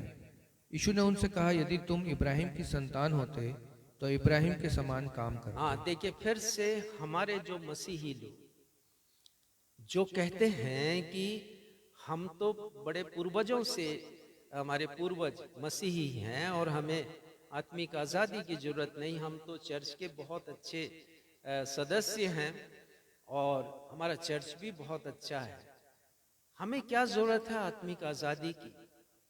ये विचार यहूदियों के थे। तो यीशु ने कहा, तुम कहते हो कि अब्राहम के वंश के हो, तो अब्राहम के समान काम क्यों नहीं करते हो? अब्राहम विश्वासियों का पिता, अब्राहम परमेश्वर का मित्र, ये टाइटल हैं अब्राहम के। उन्होंने तो परमेश्वर की आज्ञा का पालन किया। परमेश्वर ने कहा कि अपने माता पिता के घर को छोड़, उन्होंने छोड़ दिया। परमेश्वर पिता ने कहा, अब्राहम तुम मेरे पीछे चलो, और वो चलने लगे। नहीं जानते थे कि मैं कहां जाता हूं, पर विश्वास से परमेश्वर को फॉलो किया। परमेश्वर ने कहा अब्राहम से, अपने पुत्र इसहाक को बलिदान चढ़ा ले। उसे लेकर के मोरिया पर्वत पर आ गया। यीशु कह रहे हैं कि क्या तुम इस हद तक जा सकते हो? तुम वो तो करते नहीं जो अब्राहम ने किया, तुम वंश को लेके क्या करोगे? एक अपनी पीढ़ी को लेकर के क्या करोगे? अब्राहम के वंश को लेकर के यदि तुम सोचते हो कि आत्मिक आजादी की जरूरत नहीं, तो तुम गलत फहमी में हो। प्रभु यीशु मसीह समझाते हैं। ये पहली बात मैंने आपको बताया। दूसरी बात, जब किसी मनुष्य का शरीर वैचारिक, बौद्धिक, स्वच्छंद जीवन जीने एवं जीविकोपार्जन करने पर लगे प्रतिबंधों से आजाद होता है, तब वो शारीरिक रूप से स्वतंत्र होता है। इसका मतलब ये है कि जब अंग्रेज हमारे देश में शासन करते थे, देश पर शासन करते थे, उनकी हुकूमत चलती थी, तो कोई भी व्यक्ति अपनी मर्जी से काम नहीं कर सकता था। अंग्रेज जो प्रशासक थे, शासक थे, अधिकारी थे, उनकी अनुमति जरूरी थी। ये इस बंधन से जो आजाद हुआ वो शारीरिक रूप से आजाद हुआ है। लेकिन जब किसी मनुष्य का मन आंतरिक रूप से शैतान या पाप की दास्ता से आजाद होता है, तभी वो आत्मिक रूप से स्वतंत्र होता है। आप समझ रहे हैं? शैतान के बंधन से आजाद होना वो आत्मिक आजादी है। तीसरी बात, जब कोई व्यक्ति शरीर से परतंत्र होता है, अर्थात जब कोई ताकतवर व्यक्ति बलपूर्वक उसकी शारीरिक स्वतंत्रता पर जबरन कब्जा कर लेता है। देखिए, शारीरिक रूप से कोई गुलाम कब बनता है? जब किसी व्यक्ति से अधिक ताकतवर व्यक्ति उस पर कब्जा कर लेता है, तभी तो कोई गुलाम हुआ ना। उसी प्रकार जब कोई व्यक्ति शैतान के बहकावे में आकर पाप करता है, तब शैतान बड़ी शक्ति के साथ उसके हृदय पर कब्जा कर लेता है। यह है आत्मिक परतंत्रता। अब दोनों चीजें समझ गए। शारीरिक रूप से तब परतंत्र होता है जब बलपूर्वक कोई किसी व्यक्ति पर शासन करने लगता है। तो हमारे जीवन पर शासन कौन कर लेता है? हमारे हृदय पर कौन प्रारंभ करता है शासन करना? शैतान। वो भी बलपूर्वक पाप में फंसा करके हमें अपना गुलाम बनाता है। यूहन्ना 8:34 पद में लिखा है, मैं तुमसे सच सच कहता हूं, जो कोई पाप करता है वो पाप का दास है। प्रभु यीशु मसीह ने कह दिया है, पहले भी हमने इसके ऊपर मनन किया, कि जो पाप करता है वो पाप का दास है, मतलब शैतान का दास है। चौथी बात बताऊंगा पहली बात के अंतर्गत। यदि कोई कहे कि मैं शारीरिक रूप से स्वतंत्र हूं, अर्थात वैचारिक रूप से, बौद्धिक रूप से, मानसिक रूप से, यदि कोई कहे कि मैं स्वतंत्र हूं, तो मैं मन मर्जी की कर सकता हूं। एक पद निकालिएगा। स्वतंत्रता का ये मतलब नहीं कि हम स्वतंत्रता का दुरुपयोग करें, इसका ये मतलब है। एक पद निकालिए, गलातियों 5, आज हमने पढ़ा है उसे, उसका 13वां पद पढ़िएगा। गलातियों 5 उसका 13वां पद। हे भाइयों, तुम स्वतंत्र होने के लिए बुलाए गए हो, परंतु ऐसा न हो कि यह स्वतंत्रता शारीरिक कामों के लिए अवसर बने। हाँ, वो कह रहे हैं कि स्वतंत्र होने के लिए हम बुलाए गए, परंतु ऐसा ना हो कि हम इसे अपॉर्चुनिटी समझ लें, अवसर समझ लें कि अरे हम तो मन मर्जी की कर सकते हैं। बहुत से लोग यही सोचते हैं, परमेश्वर का अनुग्रह तो हमारे लिए है, पाप करो कोई बात नहीं, परमेश्वर तो माफ हमें कर देंगे। एक पद मैं आपको पढ़कर सुनाऊंगा, पहला पतरस 2 अध्याय और 16वां पद। वहां पर भी यही बात प्रेरित पतरस ने कही है। और अपने आप को स्वतंत्र जानो, पर अपनी इस स्वतंत्रता को बुराई के लिए आड़ नहीं बनाओ।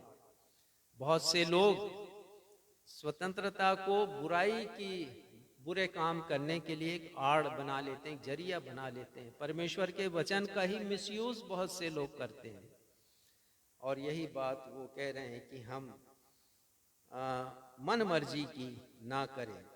यदि हम कहें कि मैं आजाद हूं और मैं अपने मन का मालिक हूं, तो परमेश्वर का वचन कहता है कि वो आत्मिक रूप से गुलाम है। ऐसा व्यक्ति क्यों है गुलाम? क्योंकि उसके हृदय में क्रोध है, लोभ है, ईर्ष्या है, निंदा है, अभिमान है, वासना है, बैर है, लड़ाई झगड़ा है, क्षमा नहीं करने का भाव है, प्रतिशोध है, गंदे विचार हैं, अशुद्ध योजनाओं उसके हृदय में है। अशुद्ध योजनाएं, बुरी बुरी योजनाएं हृदय में जन्म लेती हैं। तो इसीलिए वो आत्मिक रूप से गुलाम है। सच्ची स्वतंत्रता, आत्मिक स्वतंत्रता क्या है? ये वो नहीं है कि आप जो चाहें वो करें, परंतु ये वो है जिसे परमेश्वर चाहे। ये आत्मिक स्वतंत्रता है। हम अपने मन मर्जी की ना करें, हम जैसा चाहें वैसा ना करें, परंतु वो करें जो परमेश्वर चाहते हैं। और परमेश्वर क्या चाहते हैं? परमेश्वर के वचन में लिखा है, गलातियों 5 उसके 16 पद में, आत्मा के अनुसार चलो। अर्थात जब हमें आत्मिक स्वतंत्रता मिलती है तो हम पवित्र आत्मा के अनुसार चलें, तो हम शरीर की इच्छाओं को और लालसाओं को, बुरे कार्यों को हम किसी रीति से पूरा नहीं कर पाएंगे। दूसरी बात मैं बताना चाहूंगा कि परमेश्वर पिता चाहते हैं कि प्रत्येक व्यक्ति ना केवल शारीरिक रूप से आजाद रहे, परंतु आत्मिक रूप से भी आजाद रहे। यह परमेश्वर की इच्छा है। वो मनुष्य को बंधन में देखना नहीं चाहते। शारीरिक रूप से भी वो चाहते हैं कि मनुष्य आजाद रहे। कैसे जानते हैं? श्रेष्ठ उदाहरण इसका है मूसा, जिसने इजरायलियों को आजादी प्रदान की। इजरायली राजा फिरौन के गुलाम थे, लेकिन परमेश्वर पिता ने मूसा को खड़ा किया है। हमने देख लिया निर्गमन उसके 3 अध्याय में। ये 3 अध्याय इजरायलियों की आजादी का बिगुल फूंकने वाला अध्याय है। परमेश्वर पिता ने इजरायलियों को गुलामी की दशा में देखा है। पद 7 में लिखा है, परमेश्वर पिता ने देखा है उनके दुख को और सुना है उनके रुदन को, उनकी चिल्लाहट को और उनकी पीड़ा पर चित्त लगाया है। और इसलिए परमेश्वर पिता उपाय करते हैं कि राजा फिरौन के दासत्व से इजरायलियों को छुटकारा दिया जाए। पद 7 में लिखा है, परमेश्वर पिता कहते हैं 8वें पद में, इसलिए अब मैं उतर आया हूं कि उन्हें मिस्रियों के वश से छुड़ाऊं। परमेश्वर पिता छुटकारा देने वाले हैं। शारीरिक रूप से वो बंधक में थे, अपनी मन मर्जी की कुछ नहीं कर सकते थे इजरायली लोग। उनकी बहुत दुर्दशा थी। यदि वो नहीं कहते थे किसी काम को नहीं करने के लिए, तो उन्हें कोड़े मारे जाते थे, उन्हें बंदी गृह में डाल दिया जाता था। शारीरिक रूप से वो गुलाम थे। लेकिन परमेश्वर ने मूसा को खड़ा किया। और हम पढ़ते हैं कि कैसे परमेश्वर ने 10 विपत्तियां भेजी हैं, फिर फसह का पर्व मनाया है और मूसा ने आजाद किया है। लाल सागर को उन्होंने परमेश्वर की सामर्थ्य से 2 भागों में बंटते हुए देखा है, उसे क्रॉस किया है, दूसरी ओर पहुंचे हैं सुरक्षित। परमेश्वर पिता शारीरिक रूप से छुटकारा देने वाले हैं, आजाद करने वाले हैं। लेकिन परमेश्वर पिता केवल ये नहीं करते, आत्मिक रूप से भी आजाद करते हैं। आत्मिक आजादी हमें किसने दिया है? आत्मिक आजादी हमें प्रभु यीशु मसीह ने दिया है। प्रभु यीशु मसीह ने आत्मिक आजादी मुझे और आपको कैसे दी, इसका खुलासा प्रभु यीशु मसीह ने नासरत शहर में किया। हम निकाल लें लूका का 4 अध्याय, और इस अध्याय में हम पढ़ते हैं कि प्रभु यीशु मसीह ने पहला उपदेश कहां दिया? नासरत शहर में, नासरत में जहां पर प्रभु यीशु मसीह पले और बढ़े थे। पढ़िएगा 16वां पद, लूका 4 उसका 16 पद। और वह नासरत में आया जहाँ पाला पोसा गया था, और अपनी रीति के अनुसार सब्त के दिन आराधनालय में जाकर पढ़ने के लिए खड़ा हुआ। हाँ, देखिए, जो हम आज मनन कर रहे हैं, पहली बात में हमने क्या देखा? शारीरिक स्वतंत्रता क्या है और आत्मिक स्वतंत्रता क्या है, ये पहली बात ध्यान दीजिएगा। दूसरी बात में क्या सीखा? परमेश्वर न सिर्फ हमें शारीरिक आजादी देना चाहते हैं, परंतु आत्मिक आजादी भी देते हैं। शारीरिक आजादी हमने देख ली, किसने दिया? मूसा ने इजरायलियों को दिया, और परमेश्वर हमारे लिए भी चाहते हैं हम किसी के गुलाम ना रहें। परमेश्वर पिता ने आत्मिक आजादी दी है, ये तीसरी बात हम देख रहे हैं। प्रभु यीशु मसीह संसार के प्रत्येक मनुष्य को सच्ची और वास्तविक स्वतंत्रता प्रदान करते हैं। सच्ची और वास्तविक, real freedom that we receive in the Lord Jesus Christ, प्रभु यीशु मसीह ही हमें प्रदान करते हैं। तो प्रभु यीशु मसीह ने इसे प्रकट किया है नासरत शहर में, पहला उपदेश यीशु का। और जो कुछ उन्होंने कहा है उसे कहते हैं नासरत का घोषणा पत्र। इंग्लिश में कहते हैं मैनिफेस्टो, नाजरत मैनिफेस्टो। इसको आप पढ़िएगा, 18वां पद जो है इसका, यीशु मसीह का ये मैनिफेस्टो है। ये मैनिफेस्टो किसे कहते हैं? घोषणा पत्र किसे कहते हैं? मैं आपको बताऊंगा, हिंदी में बताऊंगा। घोषणा पत्र वह दस्तावेज है, ये 18वां पद एक डॉक्यूमेंट है, यीशु के द्वारा कहा गया। हमारी आजादी का डॉक्यूमेंट है, जिसके द्वारा घोषणा करने वाला व्यक्ति यहाँ प्रभु यीशु मसीह हैं, जिन्होंने घोषणा की है अपनी कार्य प्रणाली के उद्देश्य, विचारधारा, नीतियों अर्थात पॉलिसीज, सिद्धांत और भविष्य में किए जाने वाले कार्यों या वादों को स्पष्ट रूप से जन जन के सामने रखता है। तो प्रभु यीशु मसीह ने भी बड़े स्पष्ट रूप से अपनी कार्य योजना रख दी, अपने सिद्धांत को प्रभु यीशु मसीह ने बता दिया। प्रभु यीशु मसीह ने अपने उद्देश्य को बता दिया कि वो क्यों आए इस दुनिया में, उनकी विचारधारा क्या है। 18वें पद में हम 4 बातों को पढ़ते हैं। प्रभु यीशु मसीह के 4 उद्देश्य हैं यहाँ पर। आत्मिक आजादी का सूत्र हमें मिलता है। न सिर्फ आत्मिक आजादी का सूत्र है यहाँ पर 4 उद्देश्यों में, परंतु शारीरिक आजादी का भी है। शारीरिक आजादी पर अभी हम ध्यान नहीं देंगे, आत्मिक आजादी की चर्चा हम करेंगे। 4 प्रकार से प्रभु यीशु मसीह ने हमें कैसी आजादी दी, क्या घोषणा की है उन्होंने कि मैं क्यों आया इस दुनिया में। चलिए पढ़ेंगे धीरे धीरे करके। 18वां पद पढ़िएगा, पढ़िए। प्रभु का आत्मा मुझ पर है, इसलिए कि उसने कंगालों को सुसमाचार सुनाने के लिए मेरा अभिषेक किया। देखिए, वो कह रहे हैं कि जो कुछ मैं कह रहा हूं परमेश्वर की सहमति से कह रहा हूं। इसका मतलब प्रभु का आत्मा मुझ पर है, यानी जो कुछ मैं कह रहा हूं परमेश्वर की सहमति, पहली सहमति परमेश्वर की।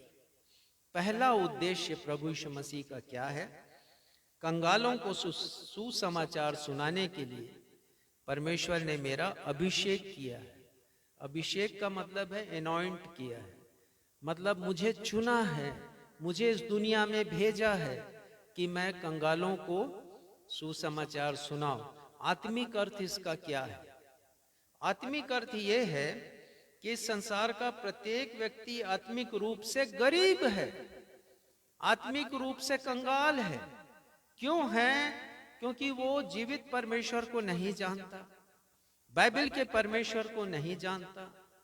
इसलिए उसे जानने की जरूरत है कि who is God, who is real God, सच्चा परमेश्वर कौन है। और उसे बताने के लिए कौन आए हैं?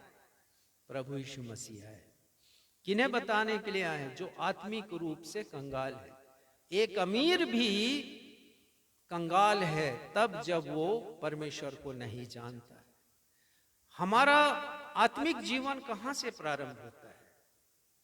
हमारा आत्मिक जीवन तब प्रारंभ होता है जब हम परमेश्वर को जानना शुरू करते हैं। जब जानना शुरू करेंगे परमेश्वर को, तब हमारा आत्मिक स्वतंत्रता हमें मिलना शुरू होती, बिगिन होता है, उसका शुभारंभ होता है। दूसरी बात पढ़िएगा। और मुझे इसलिए भेजा कि बंधुओं को छुटकारे का, हाँ, बंधुओं को छुटकारे का सुसमाचार सुनाने के लिए। कौन से बंधु? इसका फिजिकल मीनिंग भी है, लेकिन आत्मिक इसका अर्थ क्या है? वे लोग जो शैतान के बंधन में जकड़े हुए, फंसे हुए, उन बंधुओं को सुसमाचार सुनाने के लिए। सुसमाचार क्या है? सुसमाचार परमेश्वर के उद्धार का संदेश है कि उद्धार सबके लिए, साल्वेशन इज फॉर ऑल, सबके लिए। तो प्रभु यीशु मसीह कह रहे हैं कि मैं उनके लिए आया हूं जो आत्मिक रूप से शैतान के बंधन में हैं। और उसके बाद तीसरा उद्देश्य, और अंधों को दृष्टि पाने का सुसमाचार प्रचार करूं। अंधों को दृष्टि पाने के लिए सुसमाचार देने के लिए आए, सुनाने के लिए आए। ये प्रभु यीशु मसीह का तीसरा उद्देश्य। अंधे कौन है? आंखों के अंधे कि आत्मिक रूप से अंधे? इस दुनिया में बहुत से लोग हैं जिनकी आंखों को शैतान ने बंद करके रखा है कि प्रभु यीशु मसीह की ज्योति उनके हृदय पर ना चमके। इस दुनिया में बहुत से लोग हैं जिनकी आत्मिक आंखें बंद है, तो यीशु मसीह उसको खोलने के लिए आए। हम अपने आप को अलग ना समझें, हम इन्हीं लोगों में हैं। प्रभु यीशु मसीह, हम आत्मिक रूप से कंगाल थे, प्रभु यीशु मसीह मुझे आए आत्मिक रूप से हमारे हर एक बंधन को तोड़ने के लिए, और आत्मिक रूप से हमें धनवान बनाने के लिए आए, कंगाल से धनवान। प्रभु यीशु मसीह इसलिए आए कि शैतान के बंधन को तोड़ दें। मेरे जीवन के बंधन, आपके जीवन के बंधनों को यीशु ने तोड़ा है। और तीसरी बात हमने देखा, आत्मिक आंखें हमारी बंद थी, पर यीशु ने अपने सुसमाचार के द्वारा हमारी आत्मिक आंखों को खोला है। चौथी बात पढ़िएगा। और कुचले हुओं को छुड़ाऊं। यह भी बहुत महत्वपूर्ण उद्देश्य है। कुचले हुए कौन से लोग? कुचले हुए कौन है? देखिए, बहुत से धर्म गुरु हैं जो आत्मिक शोषण करते हैं, बहुत से पास्टर हैं जो आत्मिक शोषण करते हैं, स्पिरिचुअल एक्सप्लॉयटेशन। बहुत से प्रचारक हैं, मैं नाम गिना दूं हमारे ही देश में, जो आत्मिक रूप से शोषण कर रहे हैं लोगों का। बहुत हल्का सुसमाचार सुनाकर, मन को खुश करने वाला समाचार सुनाकर, जो कभी पाप के बारे में, उद्धार के बारे में कहते नहीं, आशीषों के बारे में कहते, ये स्पिरिचुअल एक्सप्लॉयटेशन है, आत्मिक शोषण है। और उनमें बहुत से लोग बिशप्स भी हैं जो इस प्रकार का काम करते हैं। उनके चंगुल से प्रभु यीशु मसीह ने छुड़ाया है अपने वचन की भरपूरी के द्वारा। और प्रभु यीशु मसीह ट्रांसफॉर्म करते हैं, यानी आत्मिक परिवर्तन होता है, हमारे जीवन को बदल देते हैं प्रभु यीशु मसीह। शैतान के राज्य से अपने राज्य में वो लेकर के जाते हैं प्रभु यीशु मसीह। यही आत्मिक स्वतंत्रता है जो प्रभु यीशु मसीह हमें प्रदान करते हैं। चौथी और अंतिम बात बताऊंगा, संदेश को समाप्त करूंगा। हमें स्वतंत्रता देने के लिए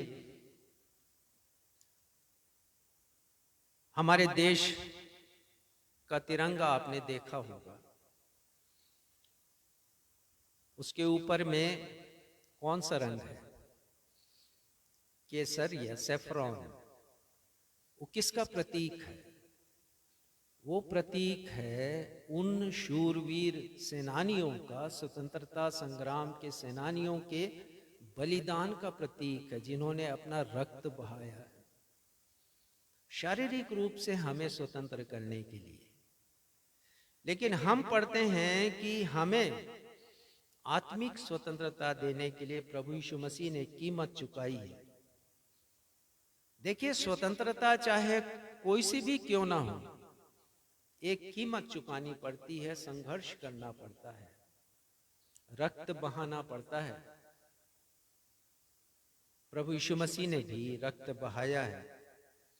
इफिसियों 1:7 में लिखा है, हमको प्रभु यीशु मसीह के रक्त के द्वारा पापों की क्षमा अर्थात छुटकारा मिला है।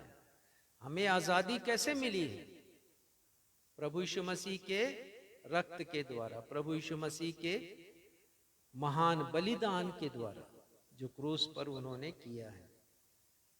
और हम पढ़ते हैं पहला पत्रस 1:18-19 में कि हमारा छुटकारा सोने चांदी जैसी नाशमान वस्तुओं से नहीं हुआ, लेकिन प्रभु यीशु मसीह के बहुमूल्य रक्त के द्वारा हुआ है। प्रभु यीशु मसीह ने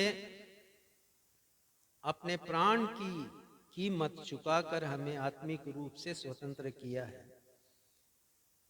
तो मुझे और आपको क्या करना है? मुझे और आपको क्या करना है? यदि यीशु ने आत्मिक रूप से आपको आजादी दे दी है तो आप क्या करें? पहली बात कि हम अपनी आत्मा को शैतान के हाथों में ना सौंपें दोबारा। मतलब एक बार आजादी मिल गई तो अपनी आजादी को हम बना कर रखें, उसे खोए नहीं। दूसरी बात, परमेश्वर को धन्यवाद दें। किसके लिए धन्यवाद दें? उस आजादी के लिए, आत्मिक आजादी के लिए जिसे परमेश्वर ने हम सबको दिया है, जिसकी कीमत प्रभु यीशु मसीह ने चुकाई है। एक पद देखिएगा, गलातियों 5 उसका पहला पद, गलातियों 5 पहला पद। मसीह ने स्वतंत्रता के लिए हमें स्वतंत्र किया है, सो इसी में स्थिर रहो और दासत्व के जुए में फिर से साफ साफ लिखा है कि यदि एक बार हम आजाद हो गए हैं प्रभु यीशु मसीह के द्वारा, तो फिर से दासत्व के जुए में हम ना जुतें, फिर से हम शैतान को कोई अवसर नहीं दे। साफ साफ लिखा है यहाँ पर, इसी में स्थिर रहो और दासत्व के जुए में फिर से न जुतो। तो ये आत्मिक आजादी जो आपको मिली है वो बहुत बहुमूल्य है, हम इसे बना करके रखें। एक उदाहरण दूंगा और फिर मैं आज के संदेश को समाप्त करूंगा। मैंने पढ़ा एक महिला के बारे में जिनका नाम था एलिजाबेथ केकली।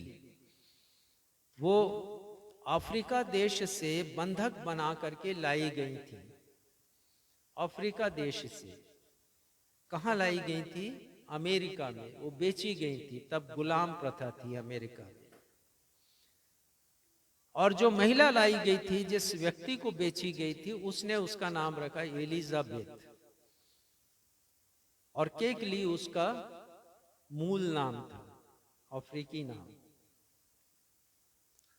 और ये महिला जिसके यहाँ वो गुलाम थी, उसकी सेवा दिलो जान से करती थी, उस परिवार की सेवा।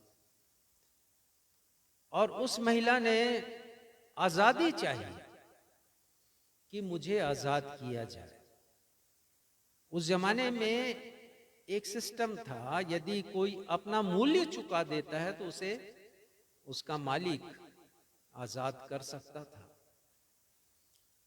उसने अपने मालिक से कहा, तो उसने कहा कि तुम्हें 90,000 रुपए, जो अमेरिकी डॉलर है उसका मूल्य उस समय 90,000 रुपीस था, उसने कहा कि ये दे दो और आजाद हो जाओ। उसके पास तो था ही नहीं कुछ, कैसे आजाद होती। लेकिन एक दूसरा व्यक्ति था जिसने उसका कर्ज चुका दिया और वो आजाद हो गई।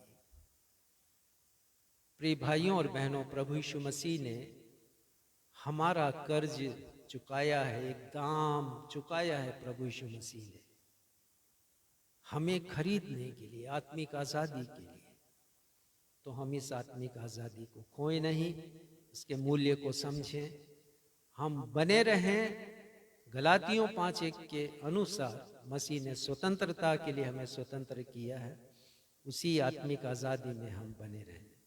आज के इन वचनों के द्वारा परमेश्वर पिता आप सबों को अपनी बेशुमार आशीषों से परिपूर्ण करे। आइए हम प्रार्थना में जाएं, अपने स्थानों पर खड़े हो जाएं। हमारे परमेश्वर पिता, धन्यवाद देते हैं कि आज हमने आत्मिक आज़ादी के बारे में सीखा है। हम धन्यवाद देते हैं पिता अपने देश के लिए जिसमें हम रहते हैं, आपने रखा है। 15 अगस्त 1947 को ये देश आज़ाद हुआ। वो फिजिकल फ्रीडम था हम सभी के लिए, हमारे पूर्वजों के लिए जो उस समय थे। लेकिन हम धन्यवाद देते हैं पिता प्रभु यीशु मसीह के द्वारा आपने हमें आज़ादी दी है।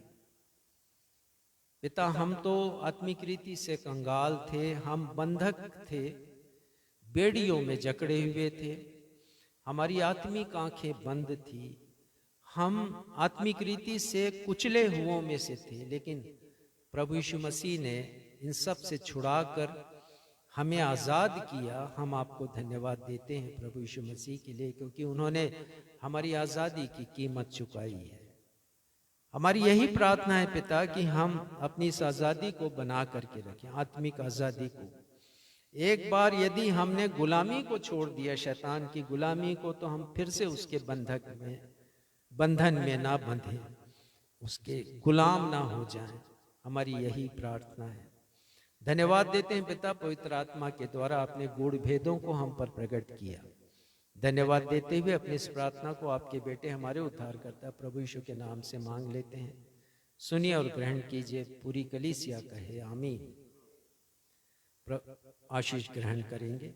अब हमारे द्वैत पिता परमेश्वर का प्रेम, हमारे उद्धारकर्ता प्रभु यीशु मसीह का अनुग्रह और शांतिदायक पवित्र आत्मा की सहभागिता हम में से प्रत्येक के साथ अब से लेकर हमारे उद्धारकर्ता प्रभु यीशु मसीह के दूसरे आगमन तक हमेशा होती रहे। हम सब कहें आमीन। जय मसीह की।